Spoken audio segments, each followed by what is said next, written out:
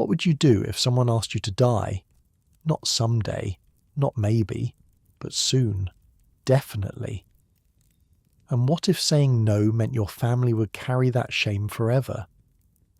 In 1944, young Japanese men faced exactly this choice. Here's what it was actually like to become a kamikaze pilot. Before we go back to 1944, drop where you're listening from and what time it is there. Love seeing how far these stories travel, and hey, if you're not subscribed yet, now's a good time. Now settle back against your pillow. Feel the weight of your blankets. You're safe. You're warm. You're home. But the young men you're about to meet, they're about to enter a world where none of those things are guaranteed anymore. So, Taiwan, August 1944. The humidity hits you like a wet towel the moment you step outside. It's one of those evenings where the air itself feels tired, thick, heavy with moisture that clings to your skin and refuses to let go. The sun has dropped below the tree line at Takao Airfield, but the heat hasn't gotten the message yet. It just hangs there, stubborn. You're a young man, 20, maybe 21. Fresh out of flight school with exactly enough training to get yourself killed in about 6 different ways.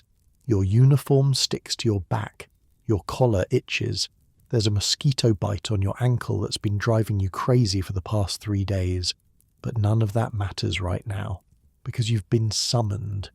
You and about 40 other young pilots, all crammed into a room that smells like tatami mats and nervous sweat. You're sitting cross-legged on the floor, and your left foot has already started to fall asleep. The pins and needles are just beginning. Nobody knows why you're here. Well, that's not quite true. You know it's something big, something secret. The officers have been walking around with that look on their faces. You know the one. That mix of excitement and dread that means someone somewhere has had an idea. And ideas in wartime tend to cost young men their lives. The guy sitting next to you is named Hideo Suzuki. You've known him since flight training. Good guy. Quiet. The kind of person who actually reads the technical manuals instead of just pretending to. He's got this habit of pushing his glasses up his nose when he's nervous, and right now he's doing it about every 30 seconds. On your other side is your best friend, Saburo Dohi. He's the opposite of Hideo in almost every way. Loud where Hideo is quiet, reckless where Hideo is careful. The kind of pilot who treats the rulebook as a loose suggestion. You've watched him land a plane in conditions that made your instructor go pale. He's either brilliant or completely insane, probably both. Right now, Saburo is trying to peek through a gap in the sliding doors at the front of the room, trying to see what's coming, but there's nothing to see yet. Just more humidity, more waiting. What do you think this is about? Hideo whispers. He pushes his glasses up again. Saburo shrugs. Probably another lecture about proper aircraft maintenance. Or maybe they finally figured out who's been stealing sec from the officers' mess. That was you. They don't know that. A few nervous laughs ripple through the room, but they die quickly, because the door is opening, and the man walking through it has a face like a funeral. Captain Junsaku Takahashi. You've heard of him. Everyone has. He's one of those officers who actually flies, actually fights. He's got more combat missions than most of the instructors combined, and there's a rumor that he once landed a plane with half a wing missing. Whether that's true or not, nobody wants to ask him. He walks to the front of the room, doesn't say anything, just stands there, scanning the faces in front of him. His eyes move slowly, deliberately, like he's memorizing each one. The silence stretches out, uncomfortable, heavy. Then he speaks. If you are married, he says, raise your hand. A few hands go up, confused, hesitant. If you are the only surviving male heir for your family, raise your hand. More hands. The confusion is spreading now. You can feel it in the room like a physical thing. If you have only one parent alive, raise your hand. The hands stay up. Some new ones join them. Hideo's hand twitches like he's thinking about it, but stays down. Saburo's arms are crossed, defiant. Takahashi nods, slowly, like he expected this. You men with your hands raised, he says, leave the room. Wait. What? The confusion turns to something else now. Disappointment. Hurt, almost. You can see it on their faces as they stand up. The ones who raise their hands, they don't understand. They've just been dismissed from something they haven't even been told about yet, and the rejection stings. They file out quietly. The doors slide shut behind them. And now there are maybe 30 of you left, sitting in a room that suddenly feels much emptier, much more ominous. Takahashi waits until the footsteps fade. Then he begins. What I am about to tell you does not leave this room. If you speak of it to anyone outside these walls, you will be court-martialed. Do you understand? 30 voices murmur agreement. The war, Takahashi says, is not going well. Okay, that's not exactly news. You're not supposed to know it, but you know it. Everyone knows it. The propaganda says otherwise, but propaganda and reality parted ways somewhere around midway. The American fleet keeps getting bigger. The American planes keep getting better. And your side? Your side keeps getting smaller. But hearing an officer say it out loud, that's different. That's real in a way that whispered rumors aren't. Our aircraft, Takahashi continues, are becoming outmatched. Our pilots are dying faster than we can train new ones. The enemy has resources we cannot hope to match, factories we cannot destroy, ships we cannot sink through conventional means. He pauses, lets that sink in. But we have something they do not have. Saburo leans forward slightly, interested now. We have men, Takahashi says, who are willing to give everything for their country. Men who understand that death in service to the Emperor is not an end. It is a transformation, a becoming. The room is dead silent. You can hear someone's stomach growl. You can hear the mosquitoes outside. You can hear your own heartbeat suddenly very loud in your ears. We have developed a weapon, Takahashi says. A new weapon. Something the enemy has never seen before. It is capable of sinking an American aircraft carrier in a single strike. Now there's a reaction. A ripple of excitement. Disbelief. An aircraft carrier with one hit. That's not possible. That's never been possible. Carriers are enormous, protected. It takes bombs and torpedoes and luck, and usually you still don't sink them. This weapon, Takahashi says, is not like anything you have flown before. It is faster, more powerful, more accurate than any conventional attack. He stops. And this is the moment. You can feel it coming, like the pressure drop before a storm. There is only one problem, he says.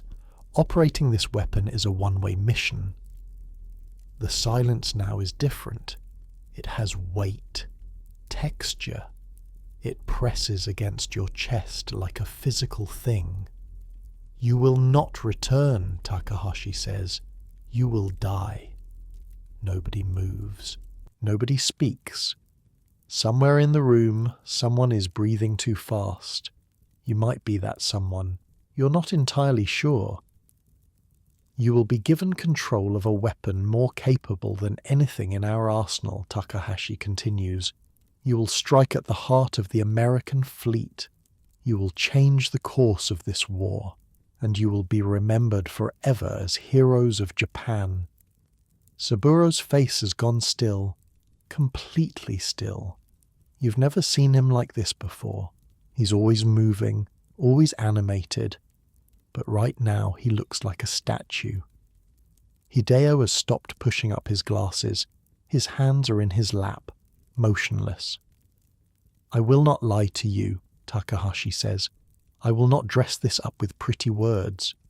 If you accept this mission, you will die. There is no chance of survival, no possibility of return. You will climb into this weapon knowing that you will never climb out of it." He looks around the room again, that same slow, deliberate scan. "But I will also tell you this. If you choose not to accept, there will be no punishment, no shame, no mark on your record. You will return to your units and continue to serve as you have been serving. This choice must be made freely. It means nothing if it is not freely made. A test. You realize it suddenly. This is a test. But of what? Your courage, your loyalty, your willingness to throw away your life for an abstract concept called duty. Or maybe it's not a test at all. Maybe it's exactly what he says it is. A choice. "You have 3 days, Takahashi says. 3 days to consider, to make peace with yourselves and with whatever gods you pray to. In 3 days, I will return, and those of you who wish to volunteer will step forward." He bows. A deep formal bow, the kind you give to someone you respect. "I thank you for listening," he says. "Whatever you decide, I am honored to have addressed you." And then he's gone. The doors slide shut, and you're left sitting there with 29 other young men, trying to process what just happened. Nobody talks for a long time. It's Saburo who breaks the silence. Of course it is. "Well," he says, "that's not exactly what I was expecting." Hideo laughs. It's a weird laugh. Too high, too sharp. But it breaks something loose in the room. Other people start talking, whispering at first, then louder. The shock is wearing off, being replaced by something else. Confusion, fear, and underneath it all, something that might be excitement. Because this is real. This is happening. This isn't a drill or a lecture or another pointless training exercise. This is a chance to do something that matters, to be part of something bigger than yourself, even if being part of it means not being anything at all pretty soon. You find yourself outside. You don't remember walking there. The air is still thick and hot, but now you barely notice it. Your mind is somewhere else entirely. Saburo and Hideo are with you. The 3 of you standing under a tree that's seen better days, looking up at stars that don't care about any of this. "So," Saburo says, "are you going to do it?" The question hangs there, heavy. "I don't know," Hideo says. He's pushed his glasses up so many times in the last hour that the frames must be wearing a groove in his nose. "I don't know if I can." "What about you?" Saburo asks. And he's looking at you now, right at you. Those eyes that are usually laughing are completely serious. What do you say to that? How do you answer a question like that? You think about your family, your mother, back home in a village that's probably been bombed by now, your father, who died when you were 12, the little shrine where your grandmother lights incense every morning praying for your safe return. She's praying for something that might not be possible anymore. "I think," you say slowly, "that I need to think about it." Saburo nods, like he expected that answer. "I'm going to do it," he says. Hideo's head snaps around. "What?" "I'm going to volunteer. Tomorrow. I don't need 3 days." "But..." Hideo's voice trails off. He doesn't know how to finish that sentence. Neither do you. "Look," Saburo says, "we're going to die anyway. You know that, right? Pilots are dying every day. Every single day. The Americans are getting better and we're getting worse. How long do you think we have? 6 months? A year? Maybe 2 if we're lucky? He's not wrong. You know he's not wrong, and that's the worst part. At least this way, Saburo says, it means something. At least this way we get to choose how we go, and we get to take some of them with us. An aircraft carrier. Can you imagine? All those planes, all those pilots who would have killed our people, gone because of us. Because of you dying, Hideo says quietly. Because of me choosing to die. There's a difference. Is there? You're not sure anymore. The three of you stand there for a long time, watching the stars, listening to the insects, trying to figure out how to process this thing that's happened to you, this choice that isn't really a choice at all. Because Saburo's right, isn't he? You're all gonna die. That was decided the moment you put on this uniform. The only question is when and how and whether it matters. Maybe this is a way to make it matter, or maybe it's just a way to throw away something precious for nothing, for a war that's already lost, for leaders who might not deserve your sacrifice. You don't sleep that night. You lie on your cot and stare at the ceiling and think about your mother's face. The way she smiled when you told her you'd been accepted into flight training. The way that smile didn't quite reach her eyes. She knew, even then. She knew what you were training for. Around 2 a.m, you hear someone crying. Quiet sobs, muffled by a pillow. You don't look to see who it is. It doesn't matter. It could be any of you. 3 days. You have 3 days to decide whether to live or die. And somewhere in the back of your mind, a voice is whispering that you've already decided. That you decided the moment Takahashi walked into that room. That the 3 days are just a formality. A chance to pretend you have a choice when really, in this world, in this war, in this life you've been given, there was never any choice at all. The mosquito bites don't seem so important anymore. Nothing does.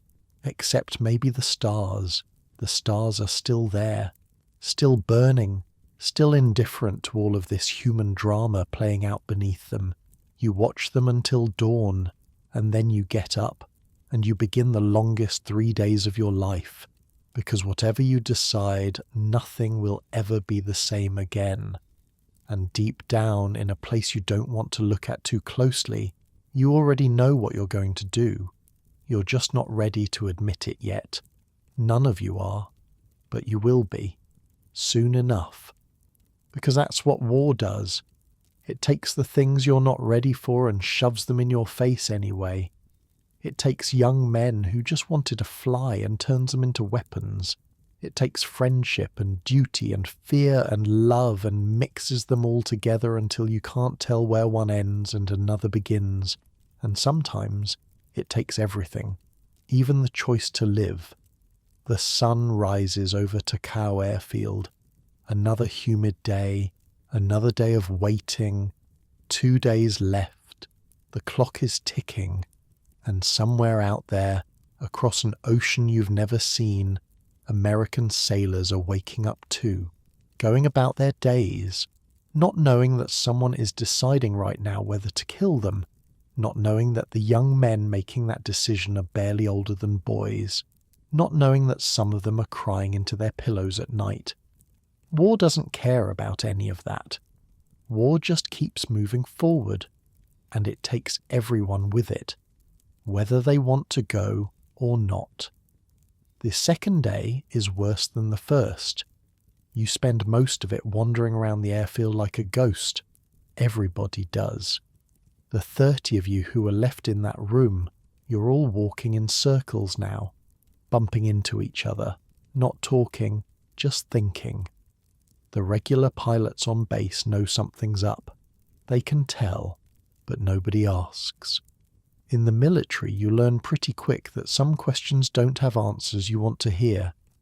Hideo finds you sitting under that same sad tree from the night before. He's got 2 cups of tea, hands you one without saying anything.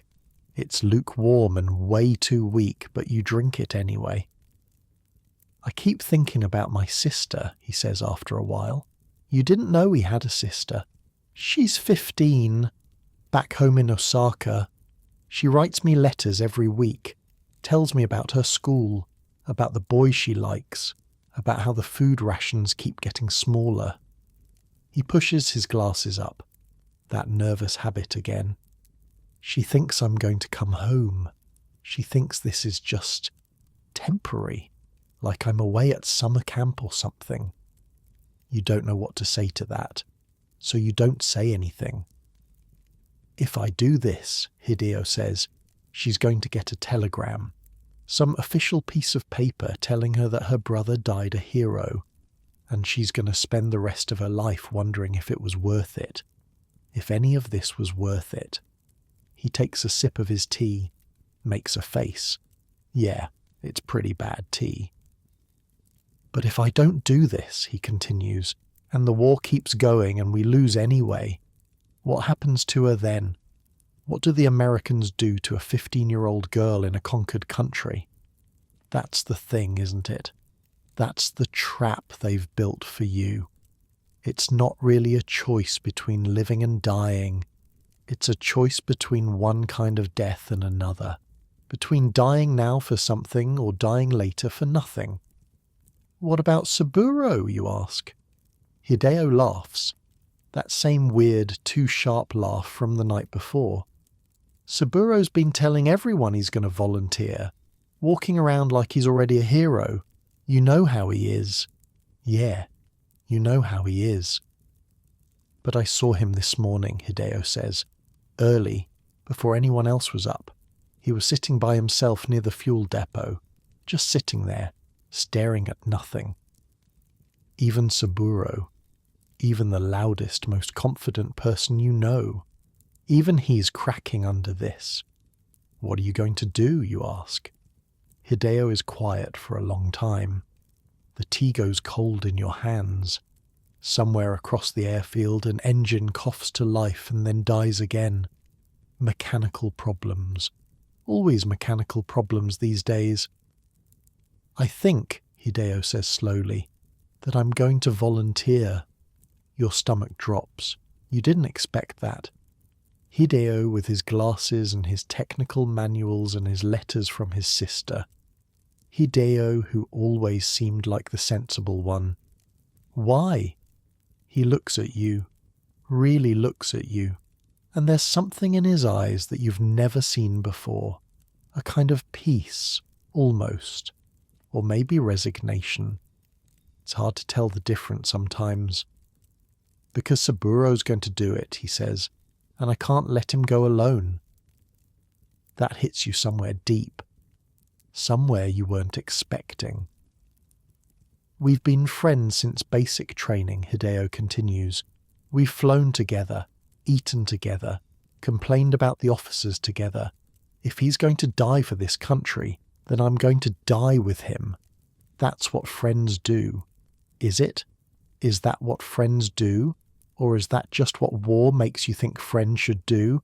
You don't know anymore. You're not sure you ever did. The third day arrives whether you want it to or not.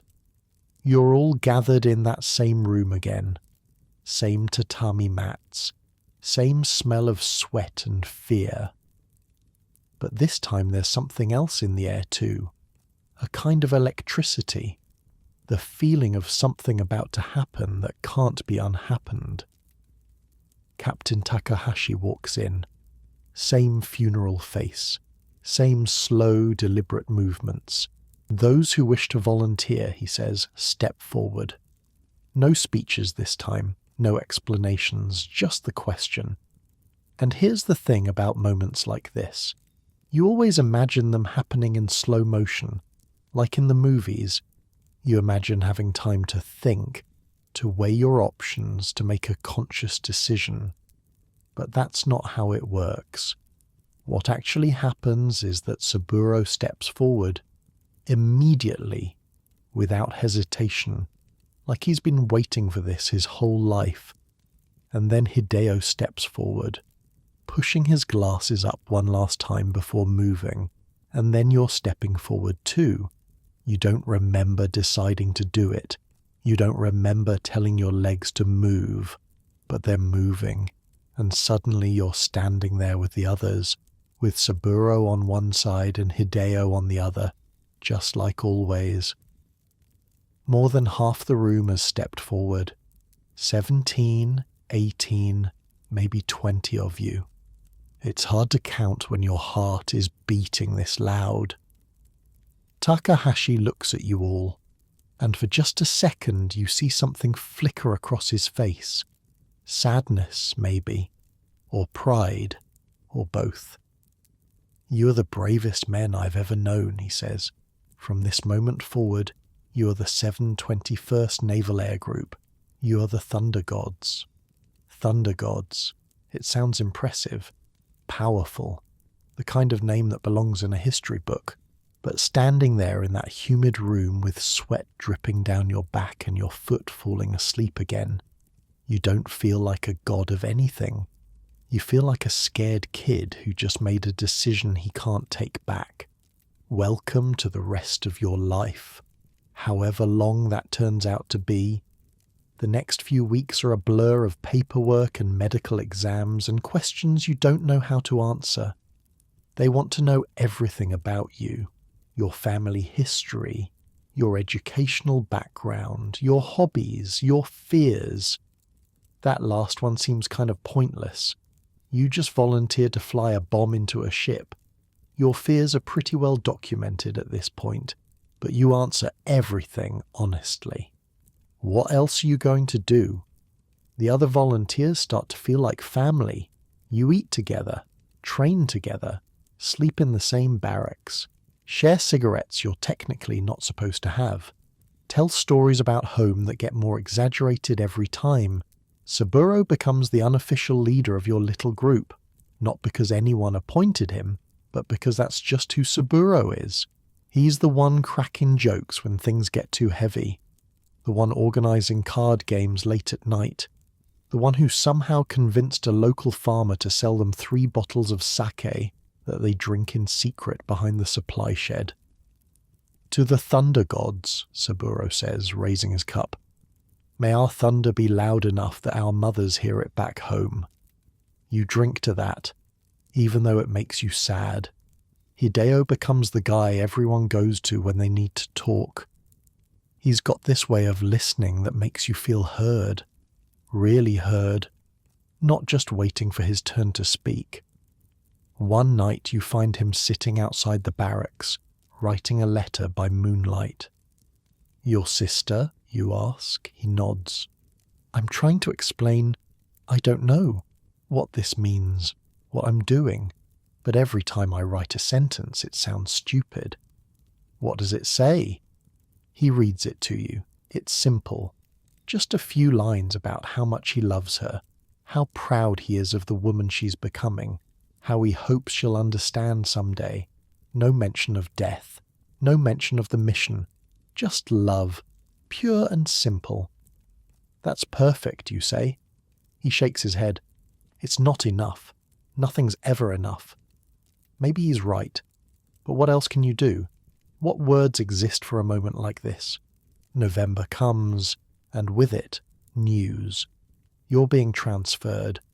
Somewhere called Konoike, up in the hills northeast of Tokyo. That's where the real training will happen. That's where you'll finally see this secret weapon everyone keeps talking about. The ride north takes forever. Cramped trains, crowded stations, everybody staring at the young men in uniform like you're already ghosts. Maybe you are. Konoike Airfield is nothing special to look at. Just another patch of flat ground surrounded by mountains. Just another place for young men to learn how to kill and be killed. But there's a hangar on the far side of the field. A big one, guarded by soldiers who look like they haven't smiled in years. And inside that hangar is the thing you've been waiting to see. They line you up outside, all the volunteers from all the different groups that have been forming across the country. Hundreds of you now, Hundreds of young men who said yes to the same impossible question.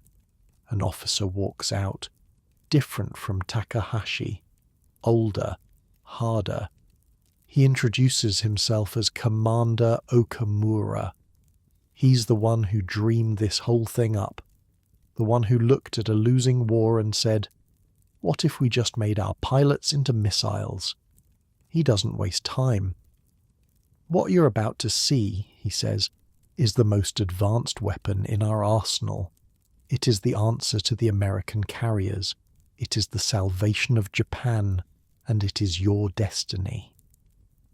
The hangar doors open, and there it is, the Oka, cherry blossom. It's smaller than you expected. That's the first thing you notice. About 20 feet long, maybe 5 feet across at the widest point. It looks almost like a toy, like something a kid would draw in a notebook and pretend to fly. But it's not a toy. You can see that immediately. The nose is different, heavier. That's where the warhead sits. 2,600 pounds of explosives, they'll tell you later. Enough to crack an aircraft carrier in half. Enough to turn steel into confetti. The body is sleek, aerodynamic, built for one thing only: speed. There are stubby little wings sticking out from the middle, and at the back 3 rocket nozzles like the eyes of some metal insect. No landing gear. Why would there be? Landing isn't part of the plan. "Beautiful, isn't it?" Saburo whispers. You're not sure beautiful is the word you would use. Terrifying, maybe. Elegant in a twisted kind of way. But beautiful? Then again, maybe there's a kind of beauty and purpose. This thing knows exactly what it is, exactly what it's for. There's no pretense, no disguise. It's a weapon designed to kill, and it doesn't apologize for that. Maybe Saburo's right. Maybe that is beautiful, in a horrible way. Commander Okamura starts explaining how it works. The Oka can't take off on its own. It has to be carried. A bomber, a big one called a Betty, hauls it up into the sky like a mama bird carrying her chick. Except this chick is full of explosives and rocket fuel. When they get close to the target, maybe 20 miles out, the pilot climbs down from the bomber. There's a ladder that leads to a trap door. The trap door opens into the Oka's tiny cockpit. Once you're inside, they seal you in. Then they drop you. For the first few seconds, you're falling. Just falling. Gliding toward the target like a leaf in the wind. But you're not a leaf. You're a missile. And when you get close enough, when you can see the whites of the enemy's eyes, you hit the button. 3 rockets ignite simultaneously. 1,700 pounds of thrust, pushing you forward at speeds no American has ever seen. 400 miles an hour in level flight. Nearly 600 in a dive. There's nothing they can do to stop you. Their guns can't track something that fast. Their fighters can't catch you. By the time they realize what's happening, you're already through their defenses, and then you hit. And then it's over. "Any questions?" Okamura asks. 100 hands should go up. 1,000 questions should be asked. But nobody moves. Nobody speaks. You're all just standing there staring at this thing that's going to kill you. Because that's what it is. It's not a plane. It's not a weapon. It's a coffin with rockets attached. And you volunteered for this. You actually volunteered for this. Later, in the barracks, nobody talks about what they saw. Nobody talks about anything. You just lie on your cots and stare at the ceiling and try to process the fact that you've seen the thing that's going to end your life. It's Saburo who breaks the silence. Of course it is. "Did you see the name they painted on the side?" he asks. "Cherry Blossom. That's us. We're the cherry blossoms." In Japanese culture, cherry blossoms mean a lot of things. Beauty, spring, new beginnings. but they also mean something else, something darker. Cherry blossoms fall. That's the whole point of them.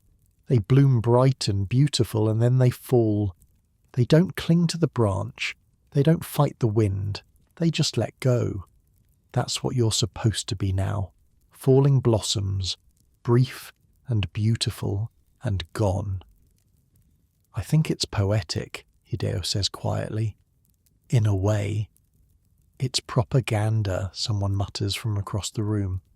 They're comparing us to flowers so it sounds prettier than what it is. Maybe. Probably. But does it matter? The name doesn't change the reality. The reality is that 2,600 pounds of explosives are waiting for you in that hangar. The reality is that somewhere out there, American ships are sailing around without any idea that you exist. The reality is that you're going to die. You've known that for weeks now, months maybe, ever since that night in Takao when you stepped forward without meaning to. But knowing something and feeling something are different animals entirely. Tonight, lying in the dark, listening to the breathing of the other men around you, you finally feel it. Fear. Real. Genuine. Crawling up your spine fear. Not fear of death exactly. Death is too abstract to be scary. It's like being afraid of the colour blue or the number 7. No, what scares you is the process. The getting there. The moment when you're falling through the sky and there's no going back. The moment when you see the ship getting closer and closer and there's nothing left to do but wait. What do you think about in that moment? What goes through your head? Do you think about your mother, your friends, the life you never got to live? Or do you just go blank? Does everything fade away until there's nothing left but the impact? You don't know. Nobody knows. The only people who could tell you are already dead. That's the loneliest thought you've ever had. Saburo's voice cuts through the darkness. Hey, you still awake? Yeah, me too. Can't sleep. Silence for a moment. Then, I'm scared. That's the first time you've ever heard Saburo admit to being afraid of anything. Saburo, who flies like a maniac and laughs at danger and never seems to take anything seriously. Me too, you say. Good. I'd be worried if you weren't. More silence. Somewhere outside a dog is barking, probably at nothing. Dogs do that. Do you think it hurts? Saburo asks. The impact, I mean. Do you think you feel it? I don't know. I hope not. I hope it's just quick, like turning off a light. 1 second you're there, the next you're not. You hope so too, but you don't say that. You don't say anything. Whatever happens, Saburo says, I'm glad you're here. You and Hideo. I couldn't do this without you. You could, you say. You'd find a way. Maybe, but it wouldn't be the same. Some things you can't do alone, you know. Some things you need your friends for. Even dying. Especially dying, maybe. Get some sleep, Saburo says. Tomorrow they start training us to fly the thing, and I have a feeling it's going to be nothing like flying a Zero. He's right about that. You'll find out just how right in the morning, but for now, you close your eyes, and somehow, eventually, sleep comes, dreamless and deep and merciful. Tomorrow the real work begins. Tomorrow you start learning how to become a cherry blossom, a falling flower, a thunder god, a dead man walking who hasn't figured it out yet. The dog outside finally stops barking. The night settles into silence, and somewhere in the darkness, 2,600 pounds of explosives wait patiently for you. They've got nothing but time. You, on the other hand, you're counting your days now, one way or another. Training starts before dawn. The instructors wake you up by banging metal pots together.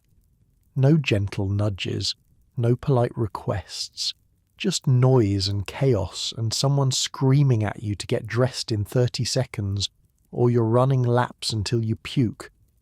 Military training is the same everywhere, apparently, even when you're training to die.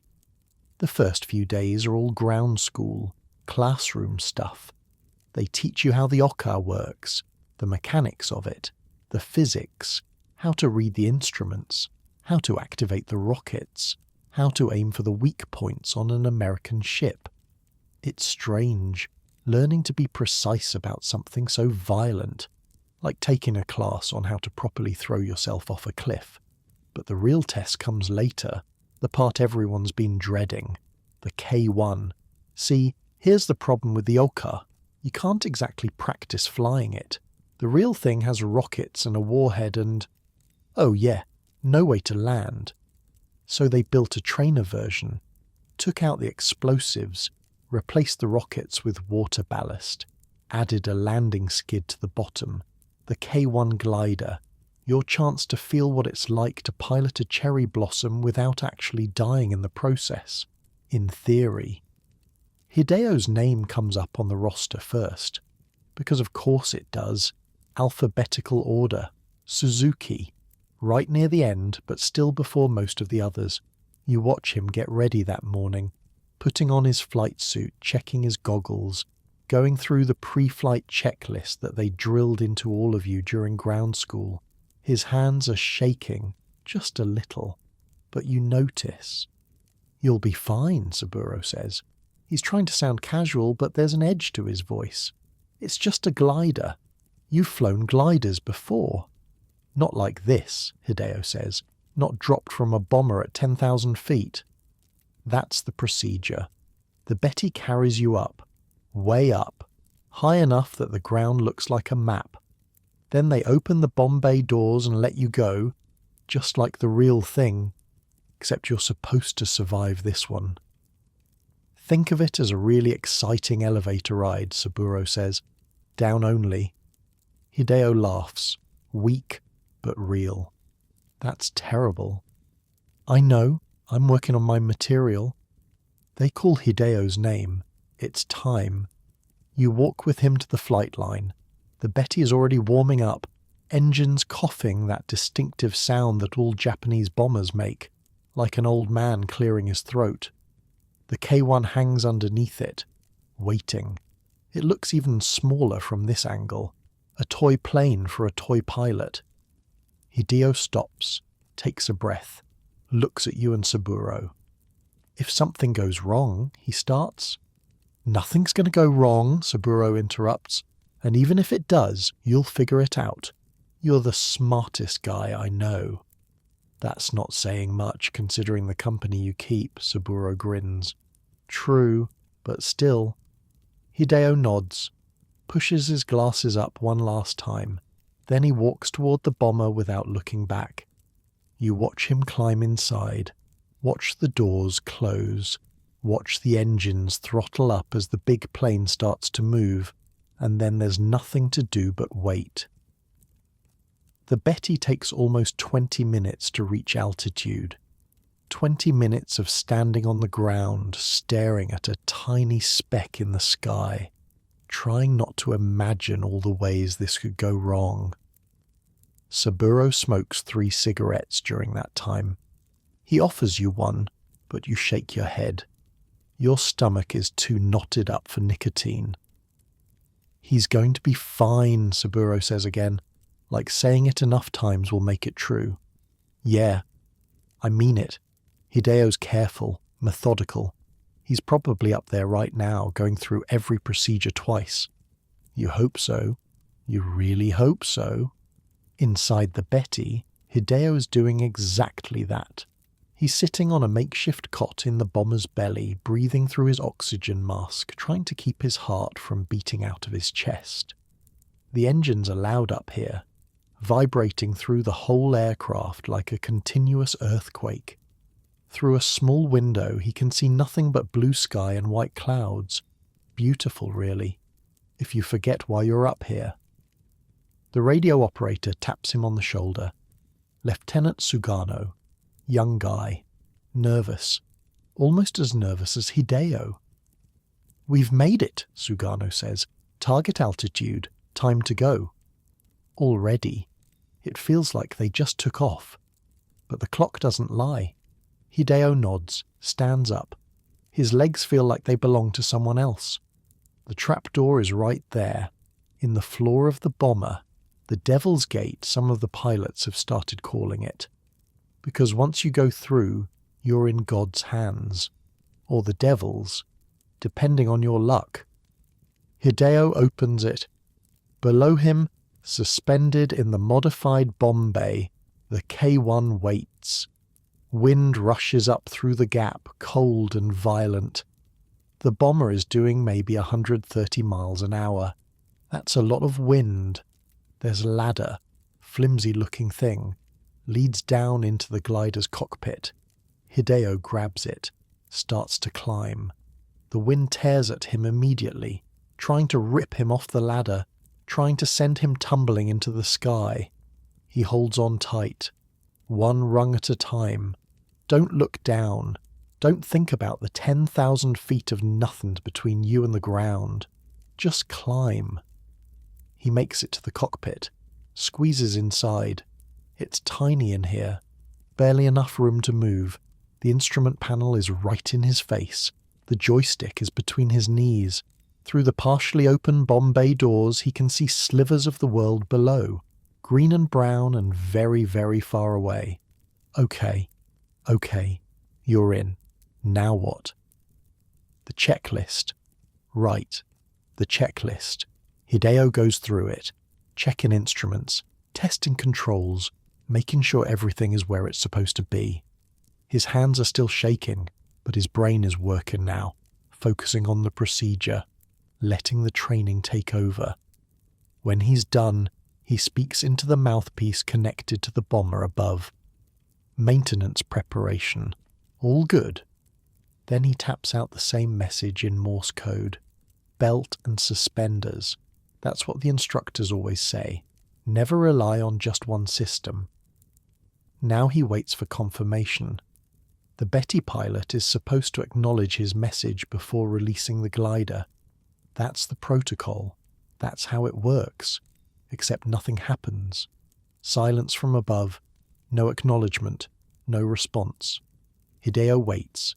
10 seconds. 20. An eternity compressed into heartbeats. Did they not hear him? Did the radio malfunction? What's going on up there? He starts to repeat his Morse code message, tapping it out again, faster this time, more urgent. But before he can finish, there's a sound. A bang. Loud. Metallic. The kind of sound that means something has gone very, very wrong. The explosive release bolt. The thing that holds the K-1 to the bomber. It's fired. Without warning. Without confirmation. Without any chance to prepare. The world drops away. 1 second Hideo is hanging there, suspended under the Betty. The next second he's falling. Just falling. The bomber shrinking above him like a bird flying away. The sky tilting crazily as the glider tumbles. G-forces slam into him. Hard. Harder than anything he's ever felt. The blood rushes to his head and then away from it. His vision goes grey at the edges. The K-1 isn't gliding, it's diving. Nose down, accelerating. The altimeter is spinning like a broken clock. 8,000 feet, 7,000, 6. Pull up, pull up, pull up. Hideo grabs the joystick, yanks it back. His arms feel like they're made of lead. The G-forces are crushing him, pressing him into the seat, making every movement a battle. The glider doesn't respond. Or maybe it does, just not fast enough. The ground is getting closer. He can see trees now. Individual trees. That's not good. That's really not good. 5,000 feet. His eyes are trying to close. The pressure is too much. His body wants to shut down, to give up, to just let go and let gravity do its thing. No, no. Hideo fights it, grits his teeth, pulls harder on the stick, puts everything he has into that one motion, and slowly, impossibly, the nose starts to come up. 4,000 feet, but level now, or close to it. The dive is broken. The glider is flying again instead of falling. Hideo's hands are cramping. His whole body is cramping. He's pretty sure he bit his tongue at some point because he can taste blood. But he's alive. Still alive. Still in the air. He takes a breath. Then another. Tries to get his bearings. The airfield. He needs to find the airfield. That's where he's supposed to land. That's the whole point of this exercise. There, off to his left, a flat brown patch in the middle of the green. Tiny from up here, but unmistakable. Okay, you can do this. He turns the glider, gently this time. No sudden movements. The K1 responds sluggishly, like it's sulking after the rough treatment. Fair enough. He'd sulk too. He circles the airfield twice, getting lower with each pass, lining up the approach, remembering everything they taught him in ground school.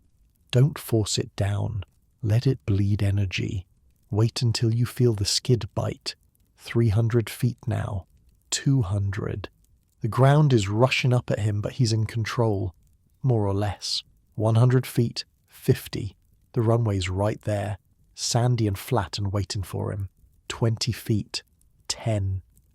He feels the skid touch. A scraping sound. The glider shudders. Starts to slow. But it's not a clean landing. Of course it's not.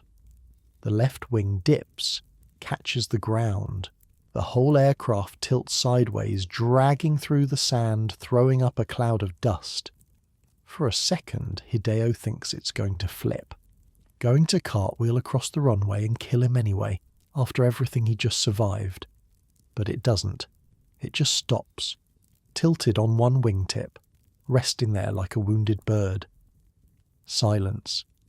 Then, slowly, a grin spreads across Hideo's face. He did it. He actually did it. Saburo is the first one to reach him, running across the field like his life depends on it, which in a way it does, because if Hideo can do this, that means they all can. You crazy bastard! Saburo is laughing and crying at the same time. I saw the whole thing! I thought you were dead! Hideo climbs out of the cockpit. His legs give out immediately and he sits down hard in the sand. Doesn't matter. He's on the ground. Solid ground. That's all that counts. The release bolt, he manages to say.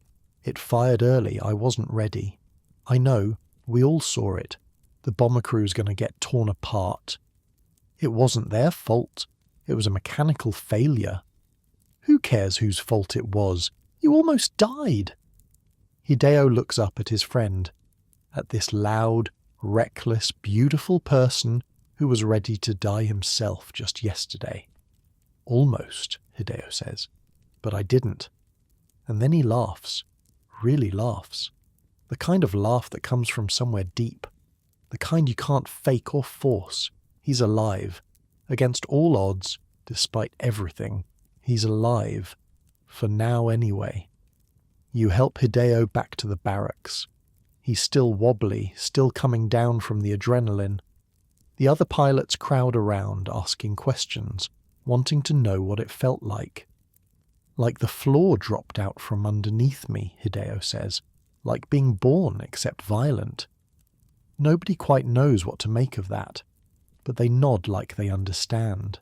Later that night, when things have quieted down, you find Hideo sitting outside by himself, staring up at the stars again. That seems to be a theme with your group. How are you doing, you ask. Really? He takes a long time to answer.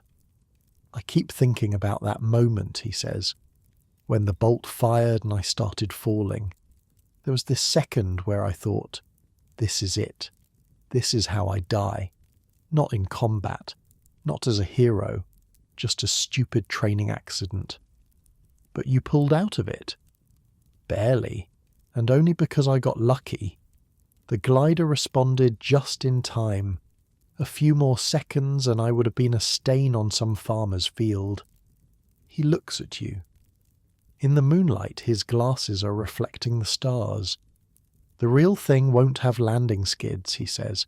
The real thing won't give me a second chance. When we do this for real, that's it. No pulling out, no second tries. You know he's right. You've known it all along, really. But hearing him say it makes it feel more real. Are you having second thoughts, you ask? Hideo shakes his head slowly. No. If anything, I'm more sure now. I survived today because I was lucky, and because of all the training. But out there, against the Americans, luck runs out eventually. Better to use it while I can. Better to make it count. Strange logic. But in a strange way, it makes sense. I watched you from the ground, you say. When you were diving, my heart stopped. I thought I was watching my friend die. So did I, Hideo admits, from my end. And then you pulled up, and I started breathing again. Hideo smiles. Just a little. Thanks for breathing. It would have been awkward if you passed out. Yeah, Saburo would have made fun of me forever. He would have. He definitely would have. You sit there together for a while, not talking, just existing. Two young men in a war they didn't start, trying to find meaning in decisions they barely understand. Tomorrow, someone else will climb into the K1. Someone else will feel that moment of terror when the world falls away, and they'll either survive it or they won't. That's the game now. That's the only game left. But tonight at least you're both still here, still breathing, still able to look up at the stars and wonder what comes next. Whatever it is, you'll face it together. That's something at least. Maybe it's everything. The days start to blur together after a while. Wake up, exercise, breakfast, training, lunch, more training, dinner, sleep, repeat. It's strange how normal it becomes, how you can wake up knowing you're going to die soon and still get annoyed when the rice is overcooked. How you can spend the morning practicing dive angles and the afternoon arguing about which baseball team is better. Humans adapt. That's what we do. Even to the unthinkable, your body changes first. All that exercise, all those laps around the airfield, all those hours doing calisthenics until your muscles scream. You're stronger now than you've ever been, faster, more alert. Which is kind of funny when you think about it. They're building you up just to tear you down, making you healthy so you can die better. Military logic. The training itself is relentless. Every day someone goes up in the K1. Every day someone comes down white-faced and shaking or grinning like a maniac depending on their personality. A few don't come down at all. Training accidents, they call them. Bodies recovered, families notified, life goes on. You try not to think about those ones too much. Saburo takes to the glider like he was born in it. Of course he does. The first time he goes up, he pulls maneuvers that make the instructors yell at him for 30 minutes straight. Too aggressive, too reckless, too everything. But when they're done yelling, one of them pulls him aside and says quietly that it was the best flying he's seen from a trainee. Saburo doesn't tell anyone about that conversation, but you notice the way he carries himself differently afterward. A little straighter, a little prouder. Your own turn in the K1 comes on a Tuesday. Grey sky, cold wind. The kind of day that makes you want to stay in bed with the covers over your head. But bed isn't an option. The Betty is waiting. The glider is waiting. Your destiny, such as it is waiting. The climb down the ladder is exactly as terrifying as Hideo described. The wind, the cold, the impossibility of what you're doing, but you make it to the cockpit. You strap in, you go through the checklist, and when they drop you, when the world falls away and your stomach tries to escape through your throat, you do what you were trained to do. You fly. It's not graceful. It's not pretty. You overcorrect on the approach and nearly clip a fuel truck on the runway, but you land, skids scraping through the dirt, wings intact, body intact.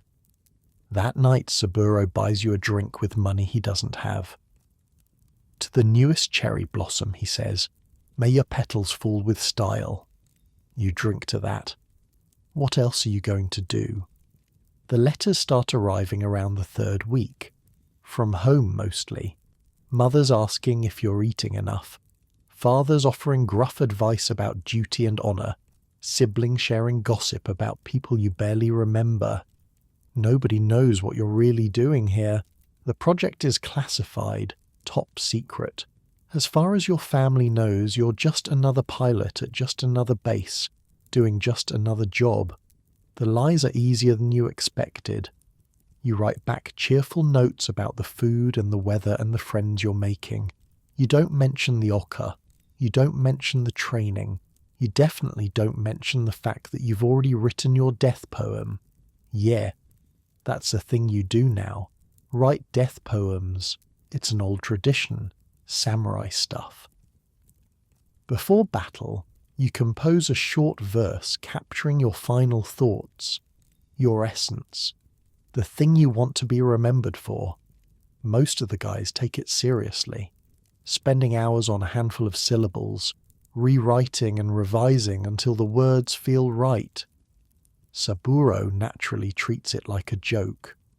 "Here lies Saburo," he announces one evening, standing on his cot like it's a stage. "He flew really fast. The end."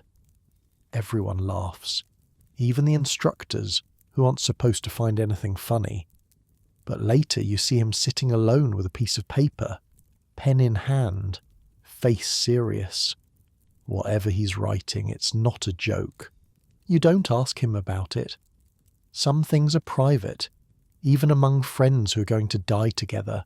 Your own poem takes 3 days to finish. It's nothing special. Just a few lines about cherry blossoms and spring rain and the sound of your mother's voice. But it feels true, and maybe that's enough. Hideo's poem is longer than most, more philosophical. He reads it to you one night, quietly, like he's embarrassed. "The wave does not fear the shore," he says. "It knows where it must go. I am the wave. The shore is waiting. Let me arrive with grace." "That's beautiful," you tell him. He shrugs, pushes his glasses up. "It's pretentious, but it's honest." Honest. Yeah, that's the word. The other ritual that matters is the senninbari, the 1,000-stitch belt. Back home, women gather in public places with long strips of white cloth. They ask strangers to add a single stitch, red thread usually, 1 stitch per person until there are 1,000. Then the belt gets sent to a soldier at the front. The idea is that all those stitches carry all those prayers, 1,000 people wishing for your safety, 1,000 tiny acts of hope sewn into fabric. Your mother sends you one in early December. You can tell she worked on it for weeks. The stitches are uneven in places, like different hands held the needle. Some are tight and careful. Others are loose and sloppy. 1,000 strangers, just like the tradition says. Except you know your mother.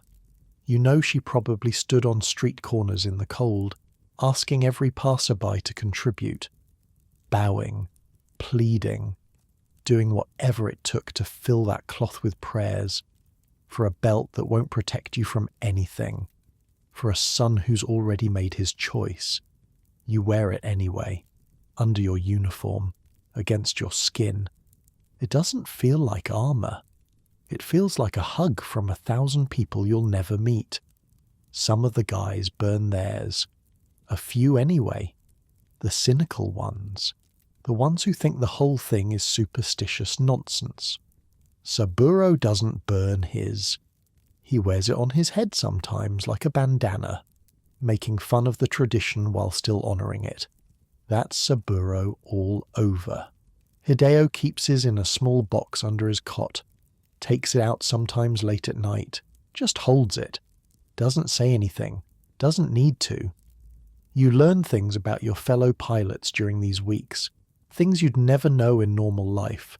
There's a guy named Kenichi who used to be a math teacher before the war. He still does calculations in his head during meals, figuring out trajectories, wind resistance, the optimal angle of attack for maximum damage. He's going to die a math teacher. Even now, there's another guy, Takeshi, who joined because his older brother was killed at Midway. He doesn't talk much, just trains and sleeps and trains some more. Revenge is the only thing keeping him moving. And there's Yuki, the youngest of the group, 19 years old, barely old enough to shave. He writes letters to a girl back home who doesn't know he exists. Love letters that will never be sent. She works at the bakery near my house, he tells you once. I used to buy bread there just to see her. She has the most beautiful smile. Did you ever talk to her? Once. She asked if I wanted the bread sliced. I said yes. Then I forgot the bread on the counter and had to go back for it. Smooth. I know, I'm a real charmer. He laughs. But there's something underneath it. A sadness that doesn't quite fit his young face.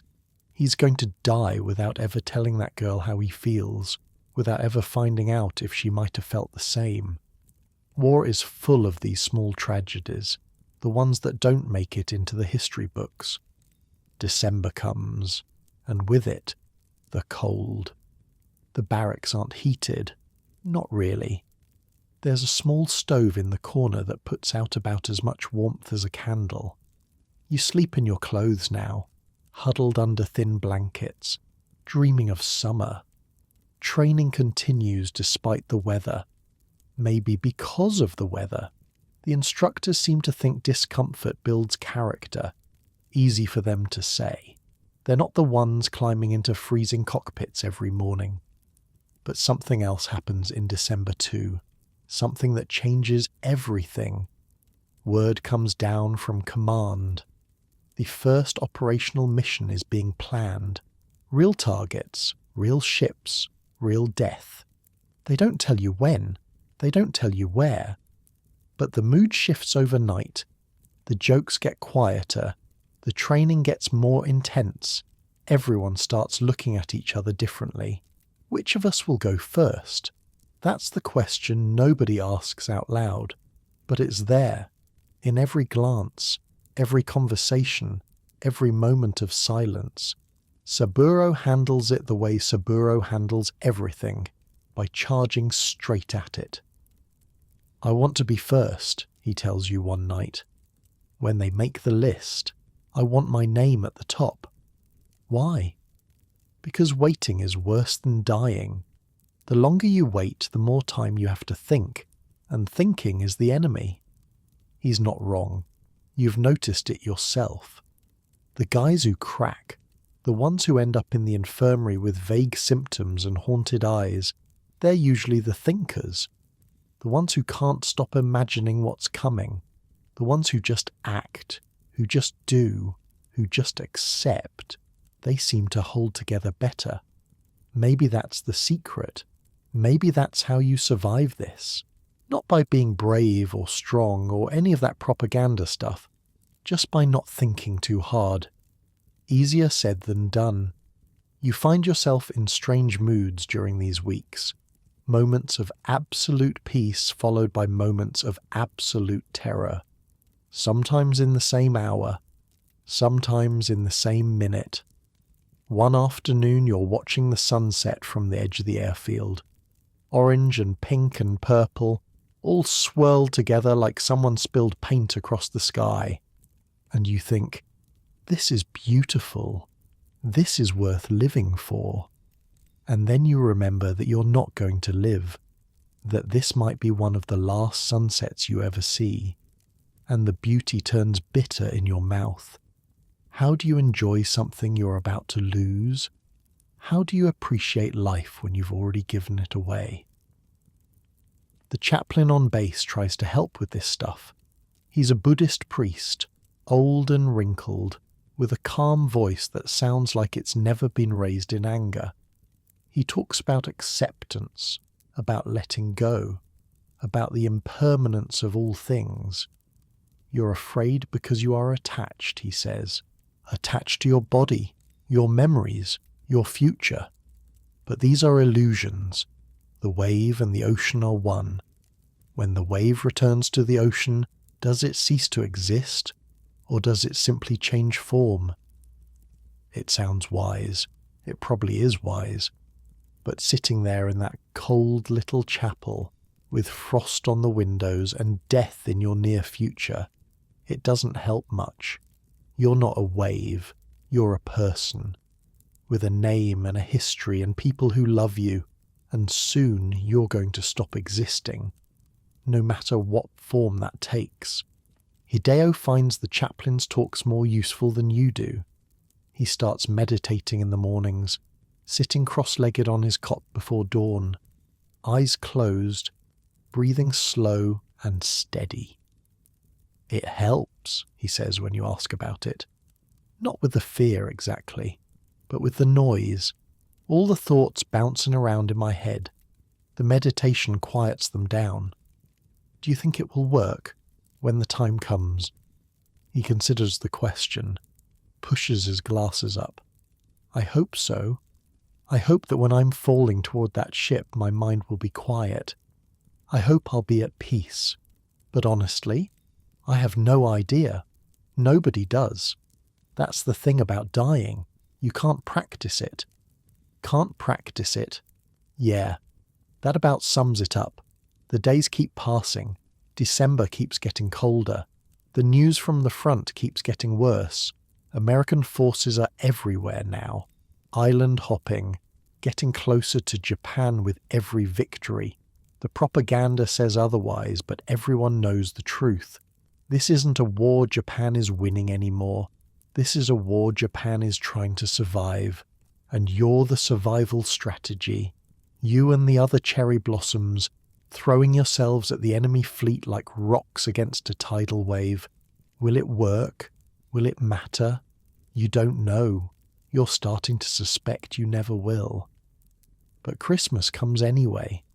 Not that Japanese celebrate Christmas, really. But some of the guys have picked up the tradition from Western movies. They hang paper decorations in the barracks.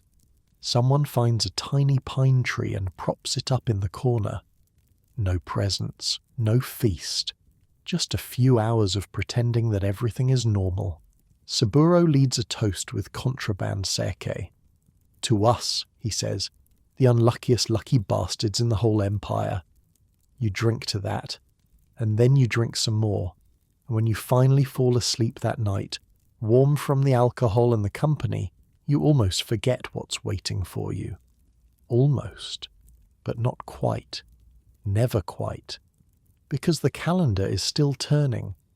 December 25th becomes December 26th, then 27th, 28th. New Year's Eve is coming, and with it, something none of you will ever forget. But that's still a few days away. For now, you're just a young man in a cold barracks, surrounded by friends, trying to enjoy what's left. And maybe that's enough. Maybe that's all any of us can do. Enjoy what's left, while there's still something to enjoy. December 31st, 1944. The last day of the last year most of you will ever see. Nobody says that out loud, but everybody knows it. You can feel it in the air, in the way people move, in the silences that stretch a little longer than usual. Command has given you leave. A few hours of freedom before midnight. Time to reflect, they said. Time to prepare your spirits for the sacrifice ahead. What they really mean is, time to say goodbye to 1944, and probably to everything else too. The barracks are different tonight. Someone has found candles somewhere. Little flames flickering in the darkness, throwing shadows on the walls. There's food too. Better than usual. Rice that's actually warm. Fish that doesn't taste like cardboard. Even some pickled vegetables that aren't completely dried out. Special rations. For special men. On a special night. Saburo has acquired sake. Nobody asks how. Nobody cares. He pours cups for everyone, moving around the room like a host at a party. Which in a way he is. To 1944, he says, raising his cup. You were a terrible year. Full of death and loss and bad food. But you were our year, and we won't forget you. Everyone drinks. The sake is warm. It burns going down in the best possible way. To 1945, Saburo continues. May it be shorter for some of us than others. Nervous laughter, more drinking. The hours pass slowly. People talk. Not about the war, not about the mission. About home. About childhood. About the stupid little things that make up a life.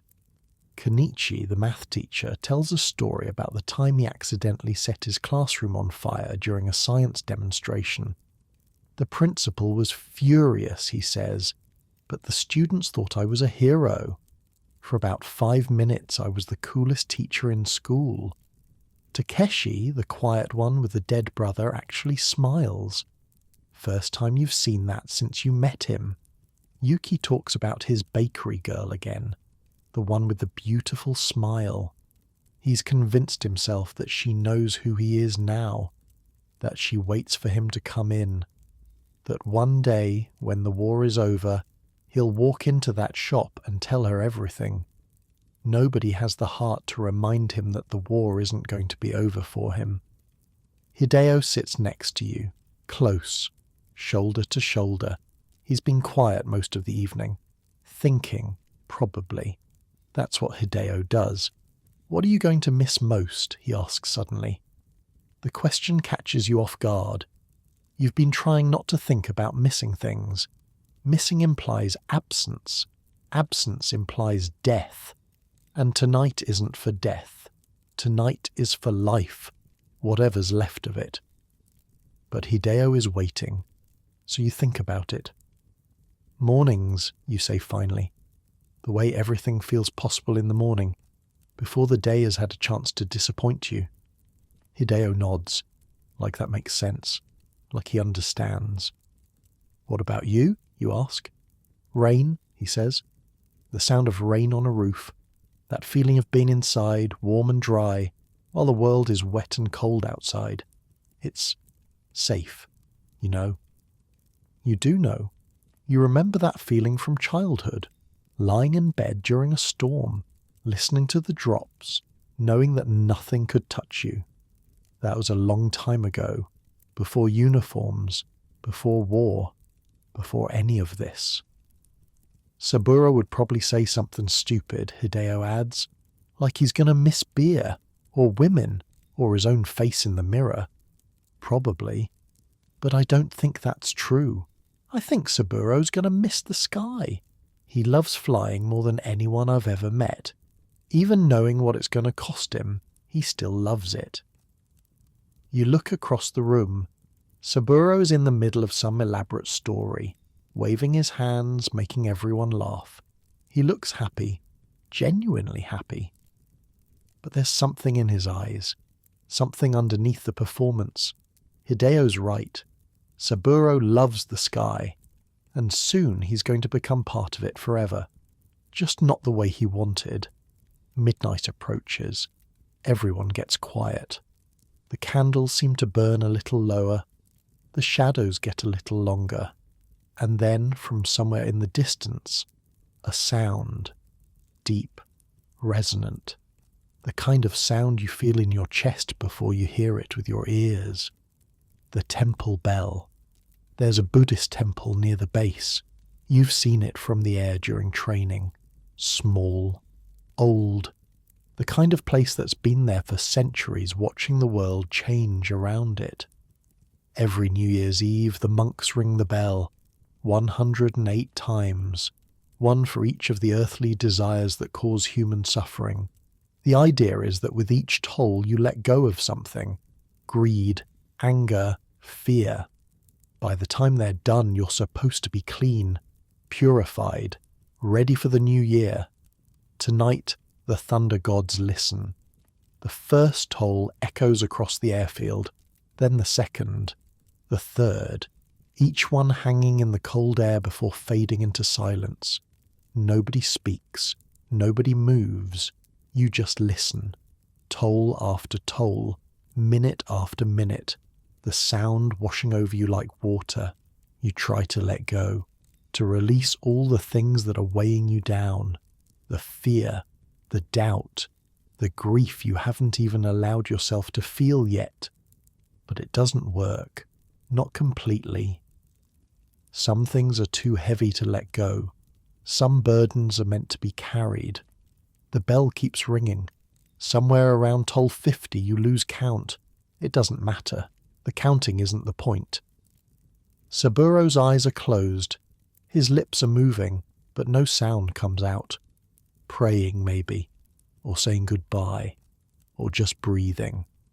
Hideo's hand finds yours in the darkness, squeezes once, you squeeze back. We're in this together. That's what the squeeze means.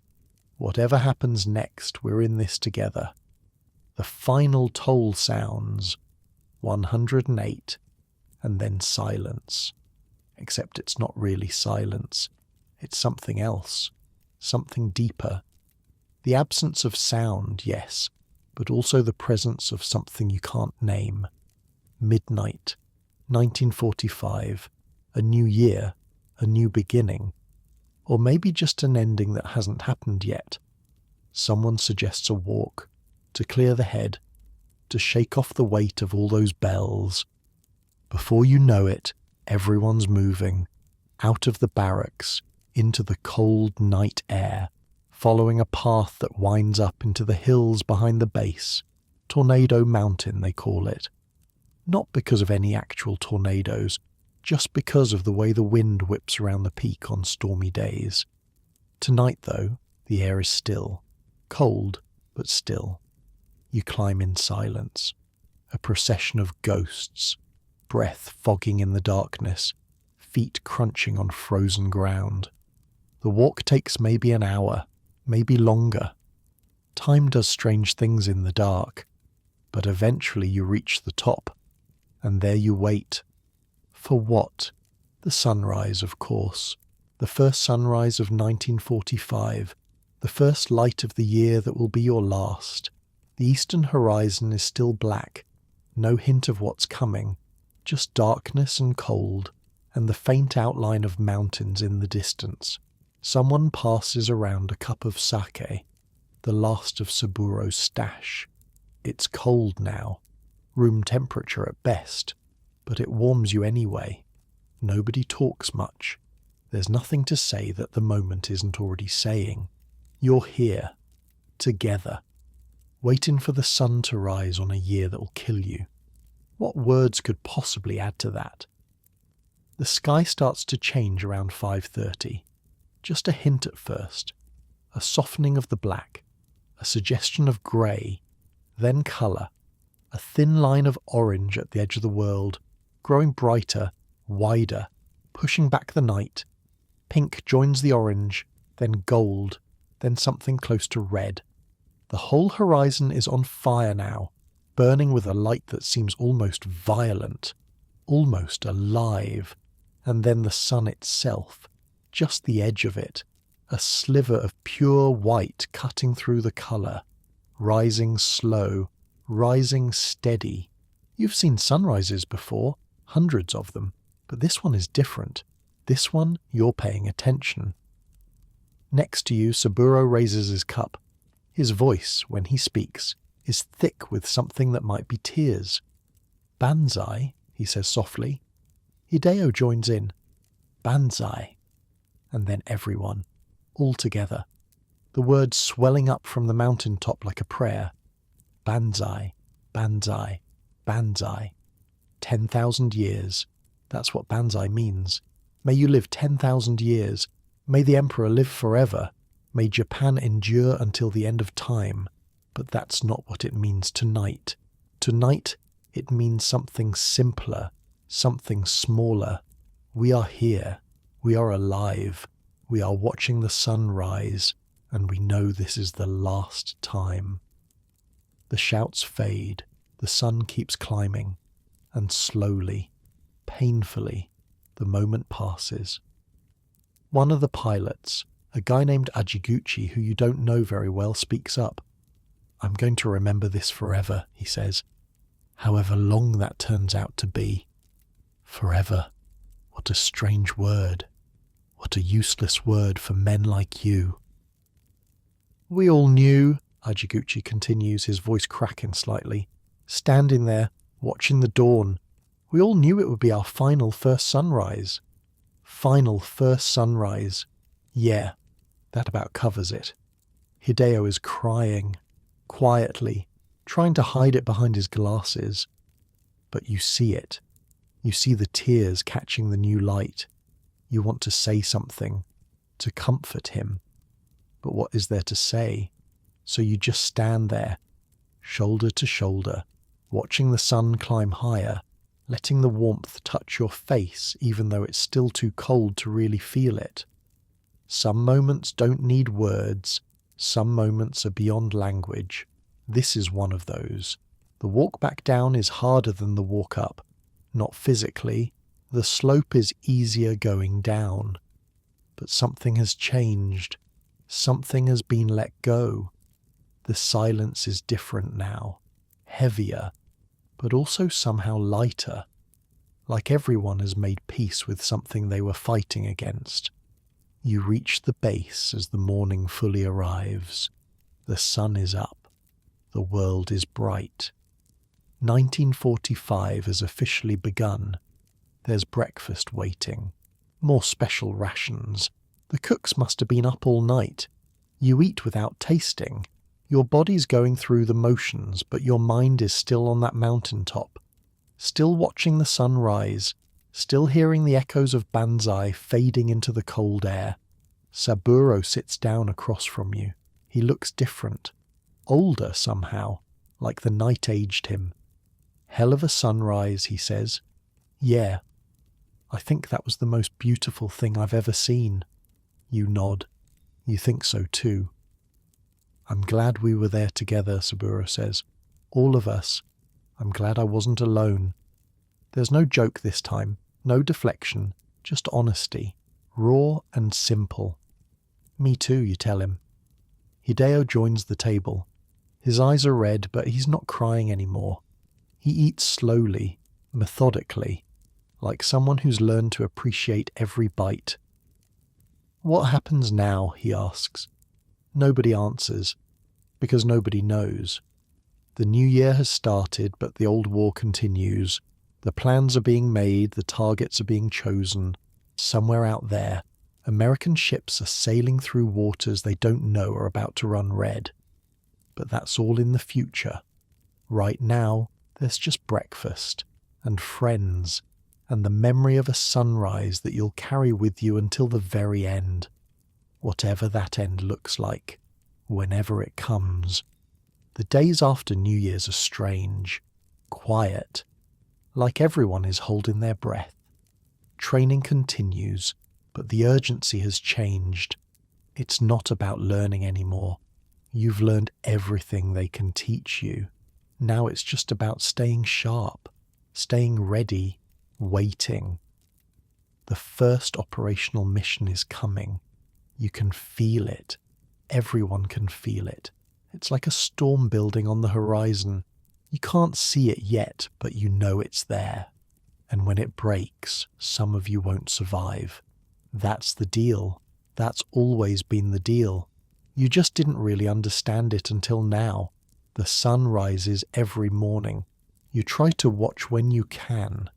Try to pay attention the way you paid attention on Tornado Mountain. But it's hard. The daily routine pulls at you. The training, the meals, the endless waiting. Life keeps happening, even when you know it's almost over. And maybe that's the strangest part. Maybe that's the thing nobody tells you about dying. It doesn't feel like an ending. It just feels like another day. Until suddenly, it doesn't. January crawls into February. February stumbles into March. The war keeps getting worse. You can tell by the way the officers look, by the rumours that spread through the barracks like disease, by the gaps in the news reports where victories used to be. American bombers are hitting the mainland now. Tokyo, Nagoya, Osaka. Cities you grew up hearing about. Cities where people you know still live, burn in the night. The B-29s come in waves, high up, too high for most of your fighters to reach. They drop their payloads and disappear back into the clouds like ghosts, and there's nothing you can do about it. Nothing anyone can do. The sky belongs to them now, but that's going to change. That's why you exist. That's why the Thunder Gods are still training, still waiting, still preparing for the moment when they'll finally be unleashed. At least that's what Command keeps telling you.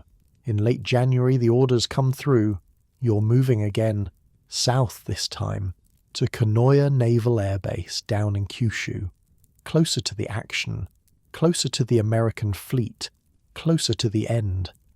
The transfer takes 3 days. Trains and trucks and long stretches of walking when the roads get too damaged to drive. Japan's infrastructure is crumbling. You see it everywhere. Bridges with chunks missing, stations half collapsed, people with hollow eyes watching the military convoys pass. This is what losing looks like. This is what defeat tastes like. But you're not supposed to think that. You're supposed to believe that victory is still possible, that the Thunder Gods will turn the tide, that sacrificing your lives will somehow save everyone else's, so you believe it, or you pretend to believe it. At this point, the difference doesn't really matter. Kanoya is different from Kunoiki, warmer for one thing. The Kyushu climate feels almost tropical after those freezing months in the mountains. But there's also a tension here that wasn't there before, an electricity in the air. This is an operational base, not a training facility. The planes here aren't for practice, they're for war. The Bettys are lined up on the tarmac, big lumbering bombers, each one modified to carry an Oka in its belly, each one a delivery system for death, and the Okas themselves, rows of them in the hangars, gleaming, waiting. Those stubby wings, those rocket nozzles, those warheads packed with enough explosives to crack a ship in half. This is real now. This is happening. The first mission launches on March 21st. You're not on it. Neither is Saburo. Neither is Hideo. The roster has been set by command and your names aren't at the top. Not yet.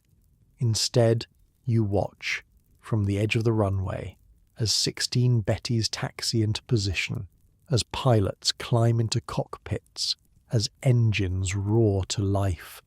And in the bomb bays of those bombers, your brothers, your fellow Thunder Gods, strapped into their cherry blossoms, ready to fly their one-way missions. There's a ceremony first, sake, toasts, photographs that will be sent to families later, along with the notifications. Everyone is smiling, everyone is brave, but you can see the cracks, the trembling hands, the eyes that look just a little too wide. They know, of course they know. You can't not know when you're climbing into a bomb. Lieutenant Nonaka leads the formation. He's older than most of the pilots. Experienced. The kind of guy who's seen enough death to be casual about his own.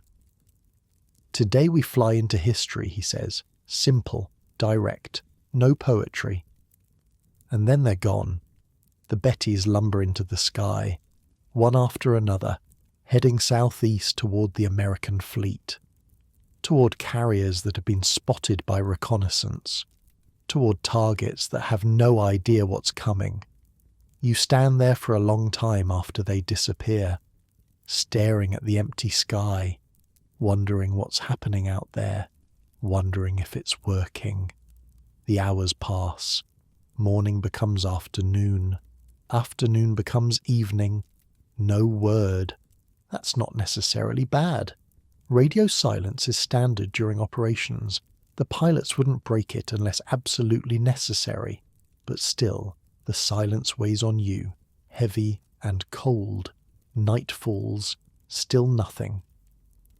And then, around midnight, a single Betty appears on the horizon.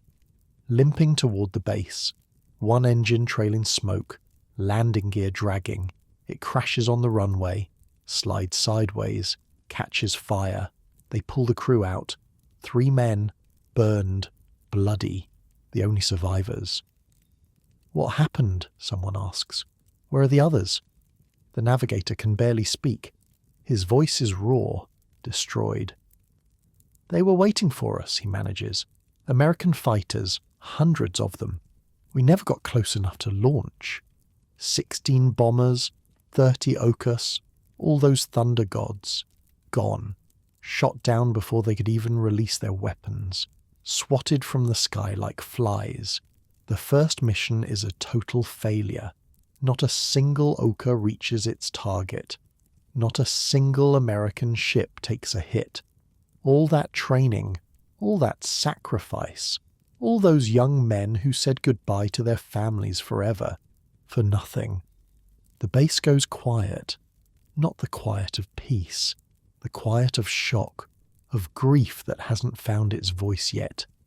You find Saburo sitting behind the supply shed, alone, bottle of something in his hand. He doesn't look up when you approach. They got massacred, he says. His voice is flat, empty. Those slow, fat bombers. The Americans pick them off like target practice. I know. We trained for months, years, some of those guys, and they never even got a chance to use it. He takes a drink, offers you the bottle, you take it. This is what we signed up for, Saburo continues. This is what's waiting for us. Not a glorious death, not a heroic sacrifice, just getting shot down before we can do anything meaningful. You don't have an answer to that. Because he's right. The Oka is devastating if it reaches its target, but first it has to get there, and that means surviving long enough for the Betty to get close enough to launch. 50 miles. That's the ideal drop range. 50 miles from the target. But American radar can see you coming from much farther than that. American fighters can intercept you long before you get within range. The weapon is perfect. The delivery system is a death trap. What do we do? You ask. Saburo looks at you, really looks at you, and for a moment you see something in his eyes you've never seen before. Doubt. We do it anyway, he says finally, because there's no other option, because turning back means admitting that none of this matters, and I'm not ready to admit that. He stands up, brushes off his uniform, takes one more drink and hands you the bottle. Besides, he adds, with a ghost of his old smile, maybe we'll get lucky. Maybe they'll be looking the other way when we show up. Maybe. But you both know that luck isn't exactly on Japan's side these days. The second mission goes out 2 weeks later. Different pilots, same result. More bombers shot down, more Okas wasted, more young men turned into names on a list. This time, a few of them make it close enough to launch. 3, maybe 4, but the Okas are damaged in the drop, malfunctioning. They spiral into the ocean without hitting anything. Another failure. Another round of grief.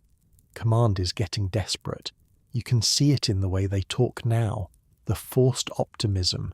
The insistence that the next mission will be different. But different how? The Americans know what you're doing now. They've seen the Okas. They've studied the wreckage.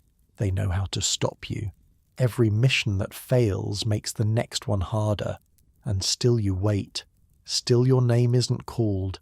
It's a strange kind of torture, wanting to die but not being allowed to. Watching your friends fly off to their ends while you stay behind, useless.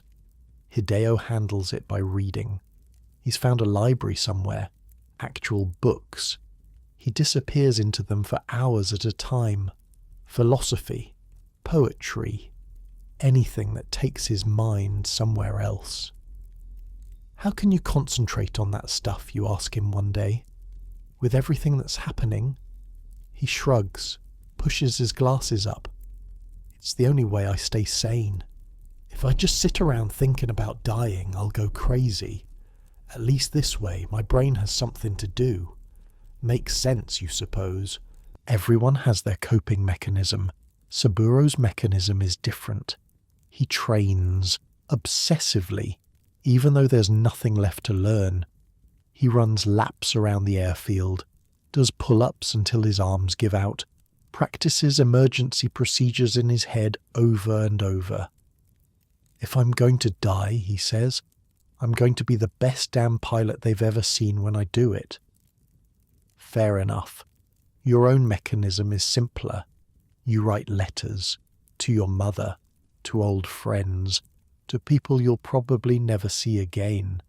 You don't send most of them. What's the point? They just worry. But the act of writing helps, putting thoughts into words, making the chaos in your head take some kind of shape. April arrives. 1945 is already a quarter gone. The Americans have invaded Okinawa now. It's all over the news. Thousands of ships, hundreds of thousands of soldiers, the biggest amphibious assault in the Pacific War. Okinawa, it's practically Japan. Close enough to see the home islands on a clear day. This is it. The final stand. If they take Okinawa, there's nothing between them and the mainland, and that means the Thunder Gods are finally needed. Not as a training exercise, not as a backup plan, as the only thing standing between Japan and total defeat. The mission roster goes up on April 10th. You push through the crowd to see it. Heart pounding, hands shaking. Saburo's name is there. Third from the top. Yours isn't. Neither is Hideo's. Finally, Saburo says. He's grinning. Actually grinning. I thought they forgot about me. You don't know what to say. You've been waiting for this moment for months, dreading it and hoping for it at the same time. And now it's here. Saburo is going to die. Not someday. Not eventually. In 2 days. April 12th. That's when the mission launches. 2 days. 48 hours. I need to write some letters, Saburo says. Still grinning. But the grin doesn't reach his eyes anymore. And maybe drink some sake. Definitely drink some sake. You nod. What else can you do? I'm glad it's finally happening, Saburo continues. The waiting was killing me. No pun intended. He laughs at his own joke. It sounds hollow. Hideo appears. He's seen the roster too. His face is pale behind his glasses. April 12th, he says quietly. That's the day after tomorrow. Yeah, that's not enough time. For what? Hideo doesn't answer. 'Cause there's no answer. 2 days is plenty of time to die. It's not enough time for anything else. That night the three of you sit together outside the barracks, under the stars, like old times, like that first night back at Takao when this all started. But everything is different now. I want you to do something for me, Saburo says. Both of you. Anything, Hideo says immediately. When I'm gone, don't mourn too long. Live your lives, whatever's left of them. Fall in love. Eat good food. Watch sunrises. All that stuff. Saburo, I mean it. I don't want to be a ghost that haunts you forever. I want to be a memory. A good one. Something that makes you smile when you think about it. You're crying now. You didn't realize until the tears hit your cheeks, but you're crying. You're my best friends, Saburo says. His voice cracks, just a little. The best friends I've ever had, and I'm honored to have known you, both of you. Hideo grabs him, pulls him into a hug. You join it. The three of you, tangled together under the stars, holding on like the world is ending. Because for one of you, it is. Banzai, Saburo whispers, laughing and crying at the same time. Banzai, you magnificent bastards. You stay like that for a long time. Long enough for the stars to shift overhead. Long enough for the cold to seep into your bones. And somewhere in the darkness 2 days start counting down. Tick, tick, tick. April 12th, 1945. The day dawns grey and cold. Clouds hanging low over the airfield. The kind of sky that can't decide if it wants to rain or not. Saburo is up before everyone else. You find him sitting on the edge of his cot, already dressed, staring at nothing. Couldn't sleep, he says when he sees you. Me neither. He nods, like that makes sense. Like there's any world where either of you could have slept last night. I had this dream, Saburo says quietly, about flying. Not on a plane, just flying. Arms out, wind in my face, nothing holding me down. It was beautiful. Yeah? And then I woke up and remembered what today is. He laughs, dry, humorless. Kind of ruins the dream, you know. The morning passes in a blur of preparation. Final briefings, equipment checks, last meals that nobody really tastes. 9 Betty bombers have been assigned to the mission. Saburo's will be the lead aircraft, the honor position they call it. First into battle, first to face whatever's waiting out there. The pilots gather on the tarmac for the traditional ceremony. Sake is poured, toasts are made, photographs are taken by men with cameras who will never fly into danger. Saburo looks different in his flight suit, older, more serious. The joker who stole Seiki and made everyone laugh seems very far away now. Commander Okamura gives a speech. Something about duty and glory and the gratitude of the Emperor. The words wash over you without leaving any impression. All you can see is Saburo, standing at attention, waiting to die. And then the ceremony's over, and it's time. The pilots begin walking toward their aircraft, slow, deliberate, each step carrying them closer to the end. Hideo grabs Saburo's arm, pulls him aside. Wait, Hideo says. His voice is breaking. Just wait. 1 more minute. Saburo stops, turns, looks at his friend. The two of them stand there, face to face, everything they've been through together hanging in the air between them. I should be going with you, Hideo says. I should be on that mission.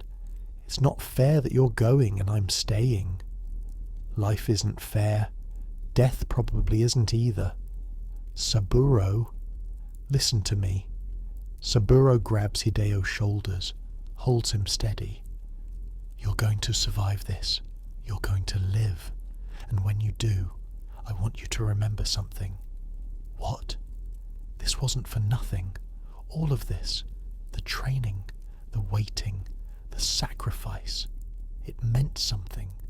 Even if we lose the war, even if nobody remembers our names, it meant something because we believed it meant something.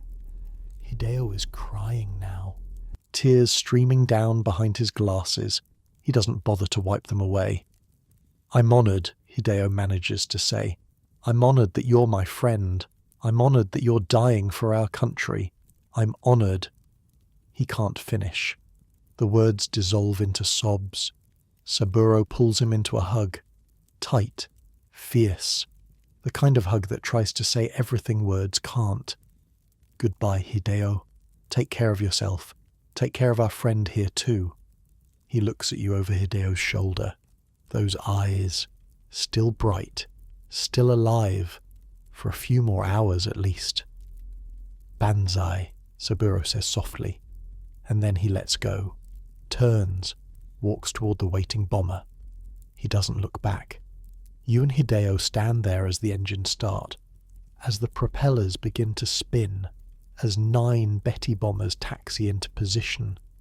The first plane lifts off, Saburo's plane, climbing into the grey sky, growing smaller and smaller until it's just a speck against the clouds, and then it's gone. You put your arm round Hideo. He's shaking. You're shaking too. Somewhere out there, over the East China Sea, your best friend is flying toward his death, and all you can do is watch the empty sky. Saburo doesn't feel heroic. That's the first thing he notices as the Betty climbs to altitude. He doesn't feel brave or noble or any of those things the propaganda talks about. He just feels tired and a little scared and strangely peaceful. The bomber's interior is cramped and loud, engines roaring, vibrations running through the metal floor, the smell of fuel and grease and the sweat of men who know what's coming. There are 6 other crew members in here with him, the pilot, the co-pilot, navigator, radio operator, 2 gunners. They've all volunteered for this mission, knowing that their chances of survival are almost 0. The bomber is slow, fat, an easy target for American fighters, and they're flying directly into the heart of enemy territory, but they go anyway, because someone has to. Saburo lies back on a makeshift cot near the bomb bay. That's where the Oka waits, suspended beneath the plane like a deadly egg. His weapon, his coffin. He puts on his oxygen mask, breathes deep, tries to quiet his racing heart. The flight will take hours, plenty of time to think, plenty of time to regret, plenty of time for fear to creep in around the edges. He closes his eyes, tries to remember the good things. Hideo's laugh, the sunrise on Tornado Mountain, that stolen sake that tasted like victory, the faces of his family, his mother, who still doesn't know what he's really doing here, his father, who died before the war started. Lucky, in a way. He doesn't have to watch his son become a bomb. Time passes, an hour, 2. The grey sky outside the tiny windows turns slowly toward afternoon, and then the radio operator appears, Lieutenant Sugano, young guy, nervous. He taps Saburo on the shoulder. His face is solemn. "We've made it," Sugano says. "American ships below, destroyers and smaller vessels. This is it." Saburo sits up. His body feels heavy. His hands are trembling slightly, but his mind is clear. Clearer than it's been in months. He stands, makes his way to the bomb bay.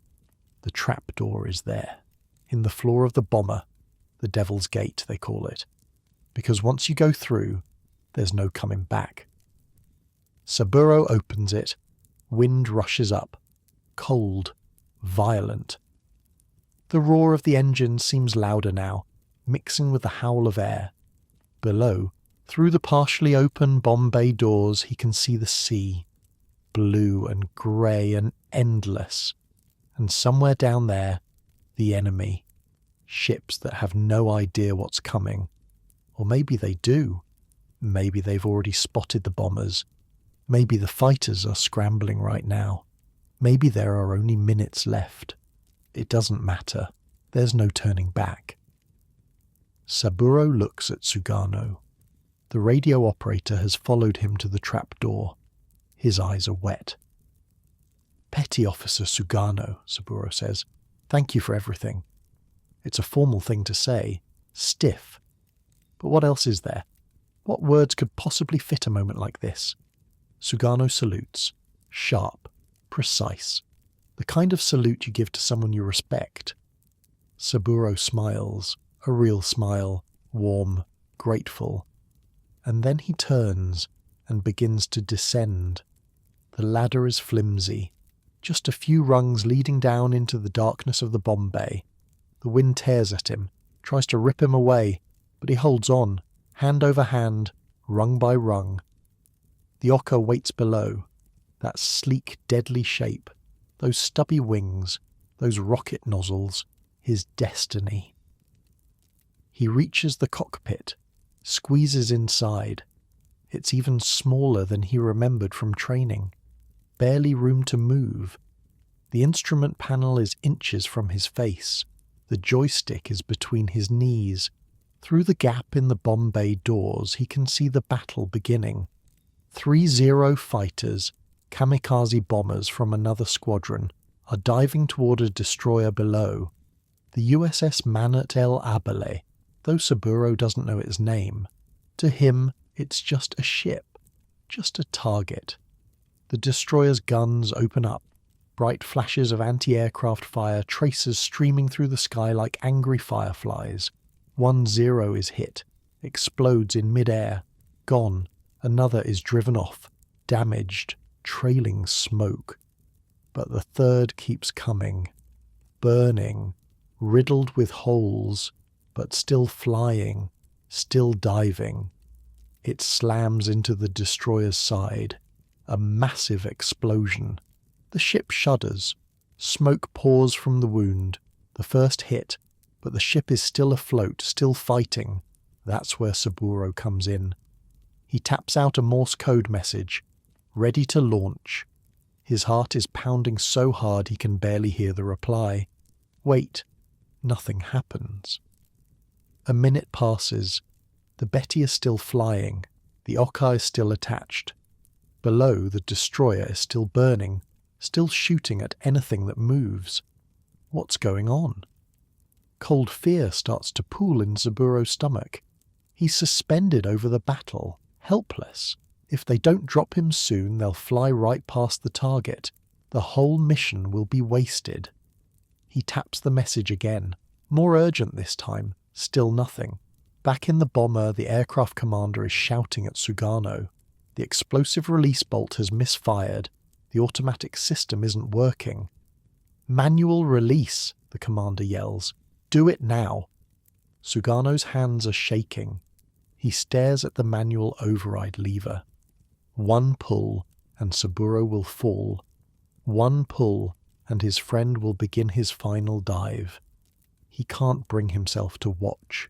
Sugano closes his eyes, says a silent prayer, and pulls the lever. The Oka drops. 1 second, Saburo is hanging there, suspended in the bomb bay. The next second, the floor is gone. The world is gone. There's only falling. The sky spins. The sea rushes up. G-forces slam into him like a fist. But this is what he trained for. This is what all those hours in the K1 were about. His hands find the controls, muscle memory taking over.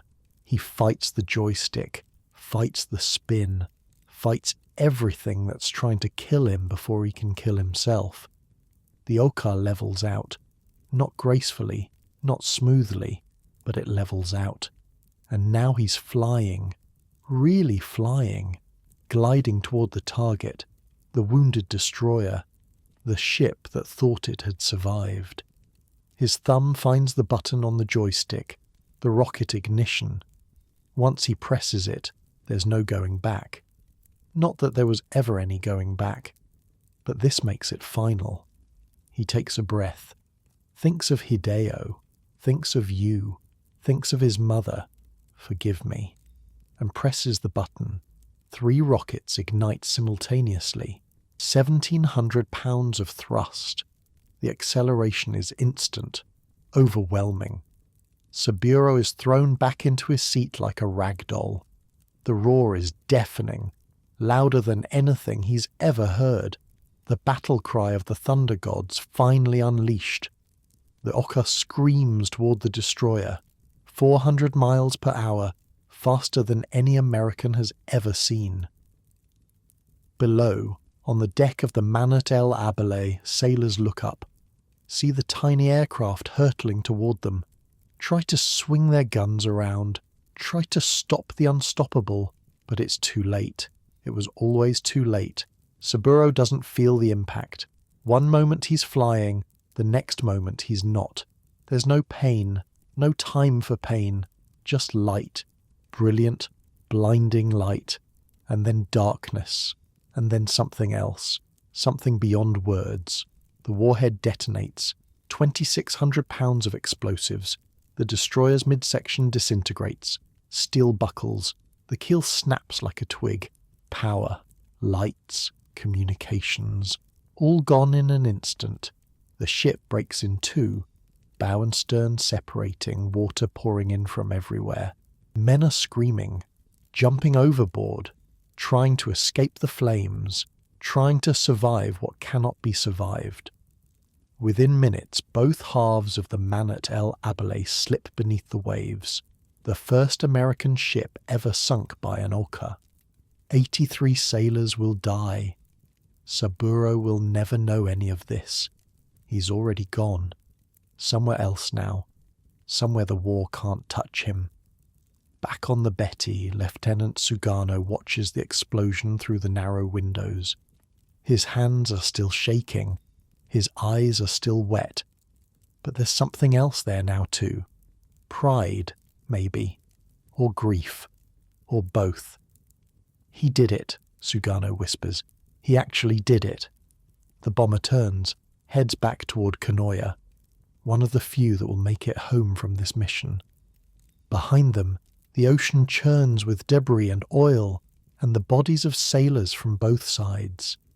The Thunder God has spoken, and somewhere on the ground, back at the airfield, Hideo and you are still staring at the empty sky, still waiting for news, still hoping against all hope that somehow this wasn't real, that somehow Saburo will come walking back. He won't. But you don't know that yet. You won't know for hours, and those hours will be the longest of your life. The news comes at sunset. A messenger, running across the tarmac, waving papers, shouting something you can't quite hear.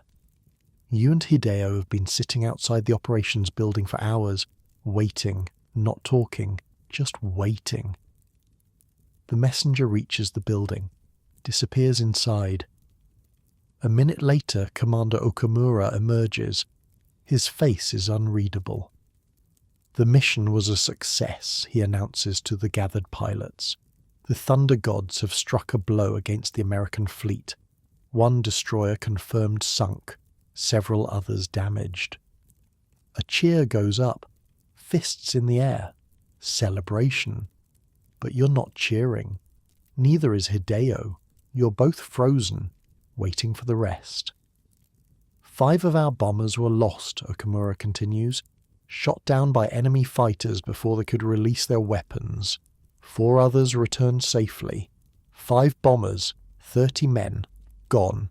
And the Oka pilots who successfully launched their attacks gave their lives for Japan. Their sacrifice will never be forgotten. That's it. That's all. Saburo is dead. You knew it already. Of course you knew. The moment he climbed into that bomber, he was dead. The mission was always one way. There was never any other outcome, but knowing it and hearing it confirmed different things. Hideo makes a sound, something between a gasp and a sob. His whole body seems to fold in on itself. You catch him before he falls, hold him up. Your own legs are barely working, but you hold him up anyway. He did it, Hideo whispers. He actually did it. He sank a ship. Yeah, he's gone. Yeah. There's nothing else to say. No words that fit. Just the two of you, holding each other up while the celebration continues around you. Saburo would have laughed at that. The irony of it. His friends crying while everyone else cheers. But Saburo isn't here to laugh anymore. That night you and Hideo go through his things. It's not much. A few changes of clothes, some photographs, letters he never sent, a half-empty bottle of sake hidden in his footlocker, and his death poem, the one he wrote back at Konoike. the one he pretended was a joke. Hideo reads it aloud, his voice cracking on every line. The cherry blossom falls, not because it wants to fall, but because the wind insists. Not a joke at all. You take the sake, drink some, pass it to Hideo. He drinks, passes it back. He knew, Hideo says. All along he knew exactly what was going to happen, and he did it anyway. That's Saburo. That was Saburo. Was. Past tense. It hits you like a punch to the chest. Your best friend is a past tense now, a memory, a name on a list of the honourable dead. You finish the sack together, toast to his memory, cry a little, laugh a little, tell stories about the stupid things he did, the jokes he made, the way he could make anyone smile even in the darkest moments. It helps. Not much, but a little. And when the sack is gone and the stories are told, you both lie there in the darkness, staring at the ceiling, listening to each other breathe. I should have gone with him, Hideo says finally. My name should have been on that roster. Don't. I'm serious. We trained together. We volunteered together. We should have died together. That's not how it works. How does it work then? Why him and not me? Why am I still here? You don't have an answer. There isn't one. Death doesn't follow rules. It takes who it takes, the best and the worst, the brave and the cowardly, the ones who want to live and the ones who are ready to die. All you can do is keep breathing, keep existing, keep waiting for your own turn. Because it's coming. You know it is. Your name will be on a roster eventually, and then you'll climb into a bomber and fly off to meet whatever Saburo met. But not tonight. Tonight you're still alive, still here, still missing your friend. That's something at least. The days blur together after that. More missions, more rosters, more friends climbing into bombers and never coming back. Kenichi, the math teacher who used to calculate everyone's odds, he goes on April 20th. His Okai is shot down before he can reach his target. Takeshi, whose brother died at Midway, he goes on April 28th. He hits a transport ship, but it doesn't sink. Damaged but still floating. A half victory at best. Yuki, the quiet one who loved the bakery girl he never spoke to. He goes on May 3rd. His bomber is shot down over the ocean. They never even find the wreckage. One by one, the thunder gods fall. Cherry blossoms dropping from the branch, just like Saburo's poem said. And you keep waiting, keep watching, keep surviving while others don't. It's a strange kind of guilt. Survivor's guilt, maybe. The feeling that you should be dead and aren't. That every breath you take is borrowed from someone who deserved it more. Hideo feels it too. You can see it in his eyes. The way he flinches every time a new roster goes up. The relief when his name isn't there, followed immediately by shame. We're cowards, he says one night. That's what we are. Cowards who are too scared to die. We haven't been called yet. That's not cowardice. Isn't it? We could volunteer, ask to be put on the next mission, but we don't. Because that's not how it works. Command decides who goes, not us. Hideo shakes his head. Saburo would have volunteered. Saburo would have demanded to go. He's right. Saburo would have. Saburo did, in a way. Stepping forward that first day without hesitation, running toward death instead of waiting for it. But you're not Saburo. Neither is Hideo. And maybe that's okay. May passes. June arrives. The news from the front gets worse every day. Okinawa has fallen. The Americans are bombing the mainland constantly now. Cities reduced to rubble. Factories destroyed. Millions of civilians dead or homeless. Japan is dying. Slowly. Painfully. Everyone can see it. But still the war continues. Still the thunder gods fly their missions. Still young men climb into bombs and hurl themselves at an enemy that seems endless. It's madness, pure madness, and everyone knows it. But nobody says it out loud, because saying it would mean admitting that all the sacrifices were for nothing, that Saburo died for nothing, that all those bright, brave young men died for nothing, and nobody's ready to admit that yet. July comes. The summer heat is brutal, humid, sticky, the kind of weather that makes you feel like you're swimming through the air. There are rumours now, strange rumours, about a new weapon the Americans have, something terrible, something that can destroy an entire city in a single blast. Most people dismiss it as propaganda, fear-mongering. There's no such weapon. There can't be. But then August arrives. August 6th, Hiroshima. The news comes through in fragments. A single bomb, one bomber, the whole city gone, vaporized, 100,000 people dead in an instant. Nobody believes it at first. It has to be exaggeration. Has to be. But the reports keep coming. Survivors with their skin melting off. Buildings flattened for miles in every direction. A mushroom cloud rising into the sky like the end of the world. 3 days later, August 9th, Nagasaki. Another bomb, another city, another 100,000 dead. The base goes quiet. That same silence from after the first failed mission. Shock, disbelief, horror. This isn't war anymore. This is something else. Something beyond anything anyone imagined. They have a weapon that can kill 100,000 people with one bomb, Hideo says. His voice is barely a whisper. And we're still flying suicide missions with 2,600 pounds of explosives. He laughs. A broken, terrible laugh. We're insects. That's all we ever were. Insects throwing ourselves at giants. You don't argue. Because he's right. The Oka was supposed to change the war. The Thunder Gods were supposed to save Japan. But against a weapon that can erase a city in a heartbeat, what difference does one sinking ship make? Nothing. Less than nothing. Saburo died thinking his sacrifice mattered. Maybe it did, in some small way. He sank a destroyer, killed 83 Americans, proved that Japan would fight to the last breath, but in the end, it wasn't enough. Nothing was ever going to be enough. The Emperor speaks on August 15th. It's the first time most Japanese have ever heard his voice.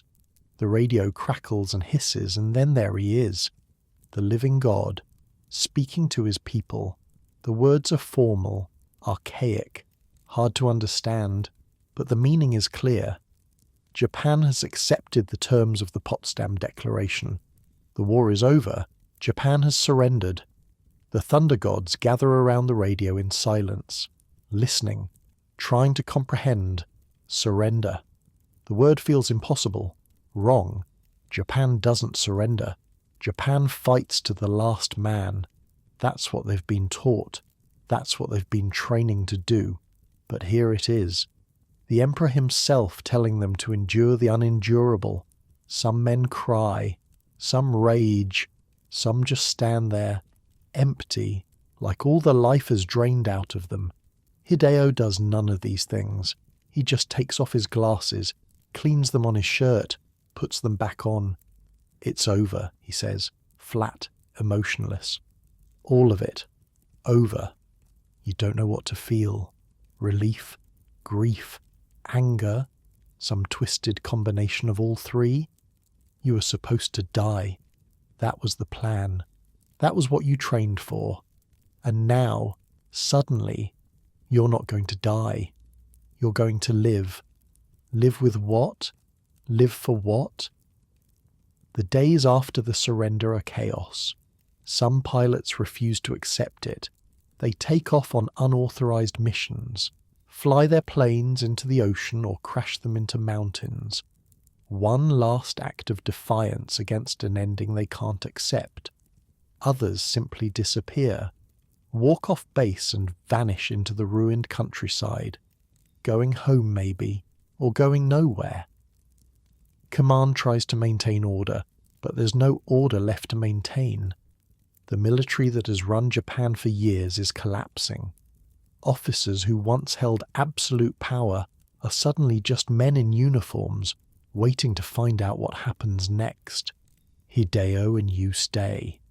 Not because you want to, not because you believe in anything anymore, but because there's nowhere else to go, and because leaving feels like betraying Saburo somehow. Betraying all of them. The ones who flew off and never came back. "We're alive," Hideo says one night. "We're alive and they're dead. And I don't know what to do with that." Neither do I. Saburo would know. Saburo always knew what to do. Saburo's gone. I know. Hideo's voice cracks. I know he's gone. But sometimes I forget. Sometimes I turn around expecting to see him there, making some stupid joke. And then I remember. You understand. You do the same thing. Reach for your friend and find empty air. What happens now, you ask? Hideo shrugs. We go home, I suppose. Find our families. Try to build something from the ashes. And Saburo? What happens to him? He becomes a memory, a story we tell, a face in a photograph that fades over time. It's not enough. It will never be enough. But it's all there is. September comes. The occupation begins. American soldiers arrive at Kanoya. Tall men in strange uniforms speaking a language you don't understand. They're the enemy, the people you are supposed to die fighting. But they don't act like enemies. They hand out chocolate, cigarettes. They smile and make jokes in their foreign tongue. It's disorienting. Wrong. You spent months training to destroy these people, and now here they are offering you candy like your children. The Okas are gone now, destroyed by the Americans or dismantled by Japanese forces, all those deadly cherry blossoms reduced to scrap metal. The Thunder Gods unit is officially disbanded. There's no fanfare, no ceremony, just paperwork and signatures, and then it's done. Just like that, you're not a kamikaze pilot anymore. You're just a young man in a country that's lost everything. Hideo is going home to Osaka to find his sister, to see what's left of his family. You're going home too, wherever home is now, whoever might be waiting. The two of you stand at the train station, battered, exhausted, alive. Before we go, Hideo says, I want to make a promise. What kind of promise? Let's meet again, you and me and anyone else who survives, at Tornado Mountain, where we watch that sunrise, 3 years from now, March 21st, 1948. Why that date? Because that's when spring starts, new beginnings, and because I need something to look forward to, something to keep me going. You nod. It makes sense. A reason to survive, a goal beyond just existing. I'll be there, you say. Promise? Promise. Hideo's train arrives first. You embrace one last time. Two friends who survived the unsurvivable.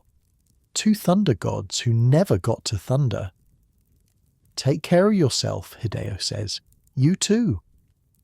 And then he's gone, swallowed by the crowd, another face disappearing into the chaos of a broken country. You stand there for a long time after, watching the trains come and go, thinking about everything that happened, everything that didn't. Saburo is dead. The war is over. Japan has surrendered. And somehow, impossibly, you're still here, still breathing, still alive. It doesn't feel like victory. It doesn't feel like defeat either. It just feels empty, a hollow space where something used to be. But maybe that's okay. Maybe empty is better than dead. Maybe survival is its own kind of victory, even when it doesn't feel like one. Your train arrives. You climb aboard. Find a seat by the window. The countryside rolls past. Burned fields. Bombed out buildings. The wreckage of a nation that gambled everything and lost. But here and there, among the ruins, you see signs of life. People rebuilding, children playing, green shoots pushing up through the ash. Japan isn't dead. Not yet. Not completely. And neither are you. The train carries you forward, into an uncertain future, into a life you never expected to have. And somewhere, in the back of your mind, you start counting down. 3 years until Tornado Mountain. 3 years until you see Hideo again. 3 years to figure out what surviving actually means. It's not much of a plan, but it's something. For now, something is enough. 3 years, 1,095 days, give or take. That's how long it takes for Japan to start breathing again, for the rubble to clear, for the rice to grow, for people to stop flinching at the sound of planes overhead. 3 years of occupation, of rebuilding, of learning how to be a country that lost everything and has to start over from nothing. You spend those years doing what everyone else does. Working, surviving, putting one foot in front of the other because the alternative is lying down and never getting up. Your mother is still alive. You find her in a refugee camp outside what used to be your hometown, thinner than you remember, grey in her hair that wasn't there before, but alive. She cries when she sees you, holds on like she's afraid you'll disappear if she lets go. "I thought you were dead," she says, over and over. "I thought you were dead." You don't tell her how close she was to being right. You don't tell her about the thunder gods or the cherry blossoms or any of it. Some things are better left unspoken. The months pass. You find work on a fishing boat. It's hard labour, cold mornings, calloused hands, the smell of salt and scales that never quite washes off. But it's honest, and it keeps you too tired to think. At night, though, at night, the thinking happens anyway. Saburo's face, grinning in the darkness, raising a bottle of stolen sake, making some stupid joke that shouldn't be funny but is. Hideo's glasses reflecting the sunrise, the tears he didn't bother to hide, the sound of Betty engines fading into the distance, the silence that followed. You dream about falling sometimes, that endless drop from the bomb bay, the wind, the sea rushing up, the moment of impact that never comes because you always wake up first. Survivor's guilt, they might call it now. Back then you didn't have a name for it, you just called it living. One day a letter arrives, crumpled, water-stained, redirected 3 times before it found you. It's from Hideo.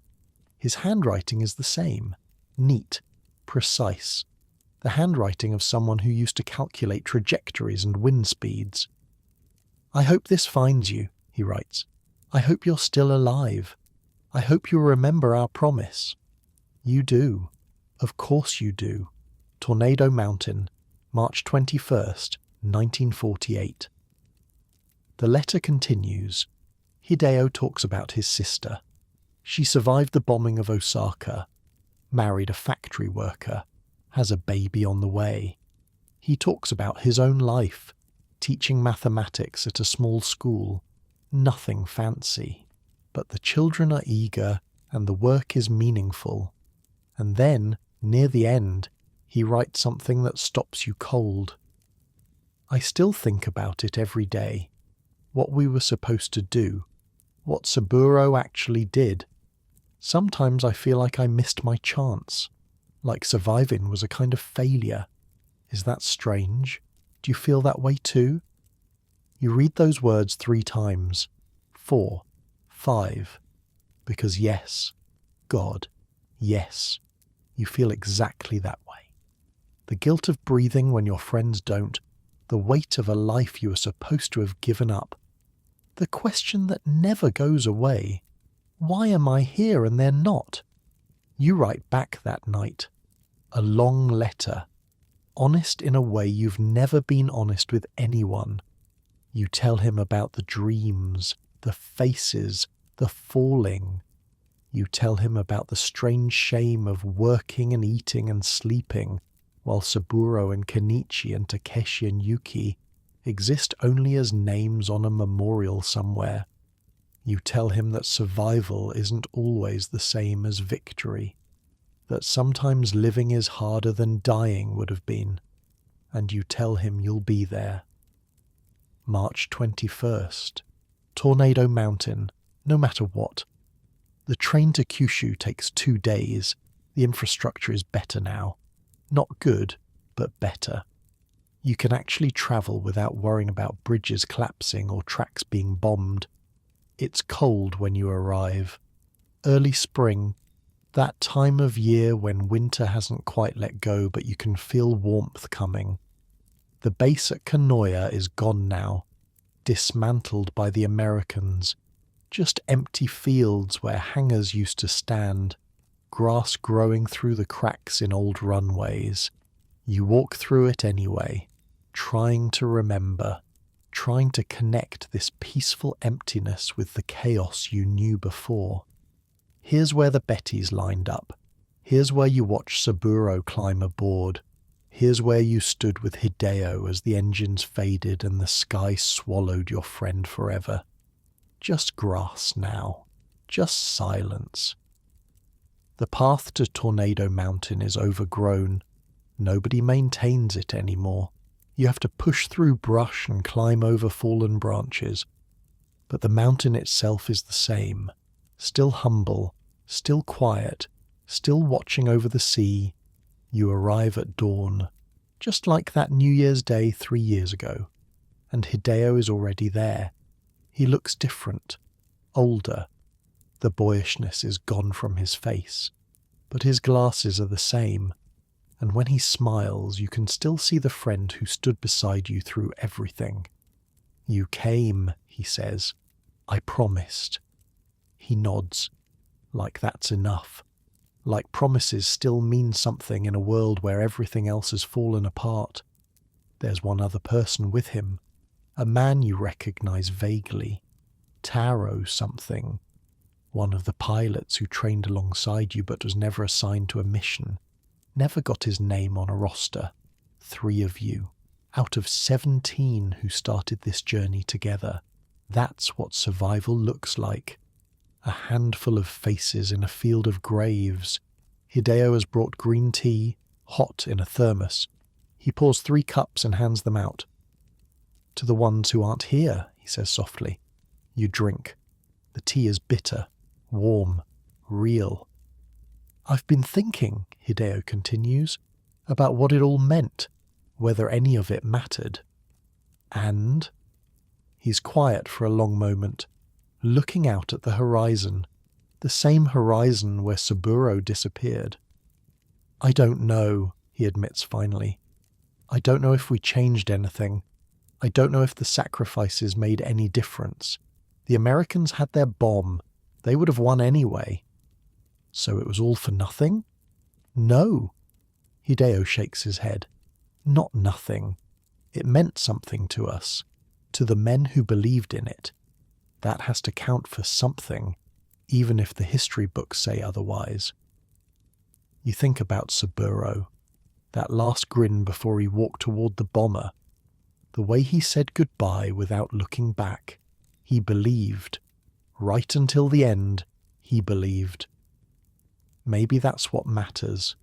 Not whether the cause was right or wrong, not whether victory was possible, just the simple fact that young men stood up and said yes when they could have said no. That's not nothing. That's everything. The sun rises, slow, golden, painting the clouds in shades of pink and orange. It's beautiful. Just as beautiful as it was 3 years ago when you all stood here together, when Saburo was still alive, when the future was still uncertain.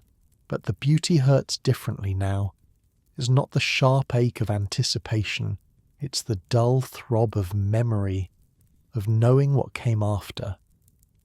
Banzai, Taro whispers, almost to himself, like he's completing something left unfinished. Banzai, Hideo echoes. You don't say it, but you think it. You think it for Saburo and for all of them, for the cherry blossoms that fell. The three of you stay there until the sun is fully up, drinking tea, talking sometimes, sitting in silence mostly, and when it's time to go, you make another promise, same place, same date, every year, as long as you're still breathing. Because that's what survivors do. They carry the dead with them. They keep the memories alive. They bear witness to what happened so the world doesn't forget. It's not a grand purpose, not a heroic mission, just a simple act of remembrance, repeated year after year. But maybe that's enough. The path back down the mountain is easier in daylight. You walk together, the three of you, moving slowly through the brush. Hideo talks about his students, the way their faces light up when they finally understand a difficult problem, the small victories that make teaching worthwhile. Taro talks about his wife. They got married last year. She's pregnant now. A new life coming into a world that's still learning how to be at peace. And you talk about the sea, the fishing boat, the rhythm of the waves, the way the sunrise looks when you're out on the water, alone with the horizon. Ordinary lives, simple pleasures, the kind of things Saburo will never experience, but you experience them for him. Every sunset, every meal, every quiet moment of contentment, you carry him with you into all of it. At the bottom of the mountain, you say your goodbyes. Same time next year, Hideo says. Same time next year. He hugs you, tight, the way Saburo used to, and then you walk away, in different directions, back to your separate lives, your separate griefs, your separate reasons for going on. The train ride home is long. You watch the countryside pass by, fields and villages and mountains, all of it healing, all of it moving forward. Japan isn't the same country it was before the war. It never will be again. But it's still here, still standing, still finding ways to grow, just like you. Night falls as the train rumbles north. The carriage is quiet, other passengers sleeping, snoring softly, dreaming whatever dreams ordinary people dream. You close your eyes. Let the rhythm of the rails wash over you. Let the exhaustion of the day finally settle in. Saburo is there, in the darkness behind your eyelids. Not the Saburo of the mission. Not the pilot in the flight suit walking toward his death.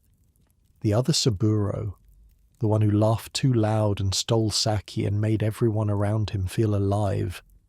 You made it, he says, grinning, always grinning. Yeah, I made it. Good, that's good. He doesn't say anything else. He doesn't need to. Just stands there smiling until sleep takes you completely. And for once, you don't dream about falling. You dream about flying, arms outstretched, wind in your face, nothing holding you down, soaring over mountains and oceans and cities that haven't been built yet. Saburo is there too, and Hideo, and all of them, the whole squadron, flying together, free. It's just a dream. You know that. Dreams don't mean anything, but it feels like forgiveness. It feels like peace. And as the train carries you through the darkness, and the wheels sing their quiet song against the rails, and the stars wheel slowly overhead in patterns as old as time, you let yourself rest, really rest. For the first time in years, the war is over, the dying is done, the sacrifices have been made. All that's left now is living, one day at a time, one breath at a time, one memory at a time, carrying the dead with you, yes, but also moving forward, into a future they gave everything to make possible. That's the burden of survival, and the gift. You breathe deep. Let your body relax. Let the rhythm of the train become a kind of lullaby. And somewhere, beyond the darkness, beyond the dreams, beyond everything that was and everything that will be, the sun is already rising on another day, another chance, another reason to keep going. Sleep now. You've earned it.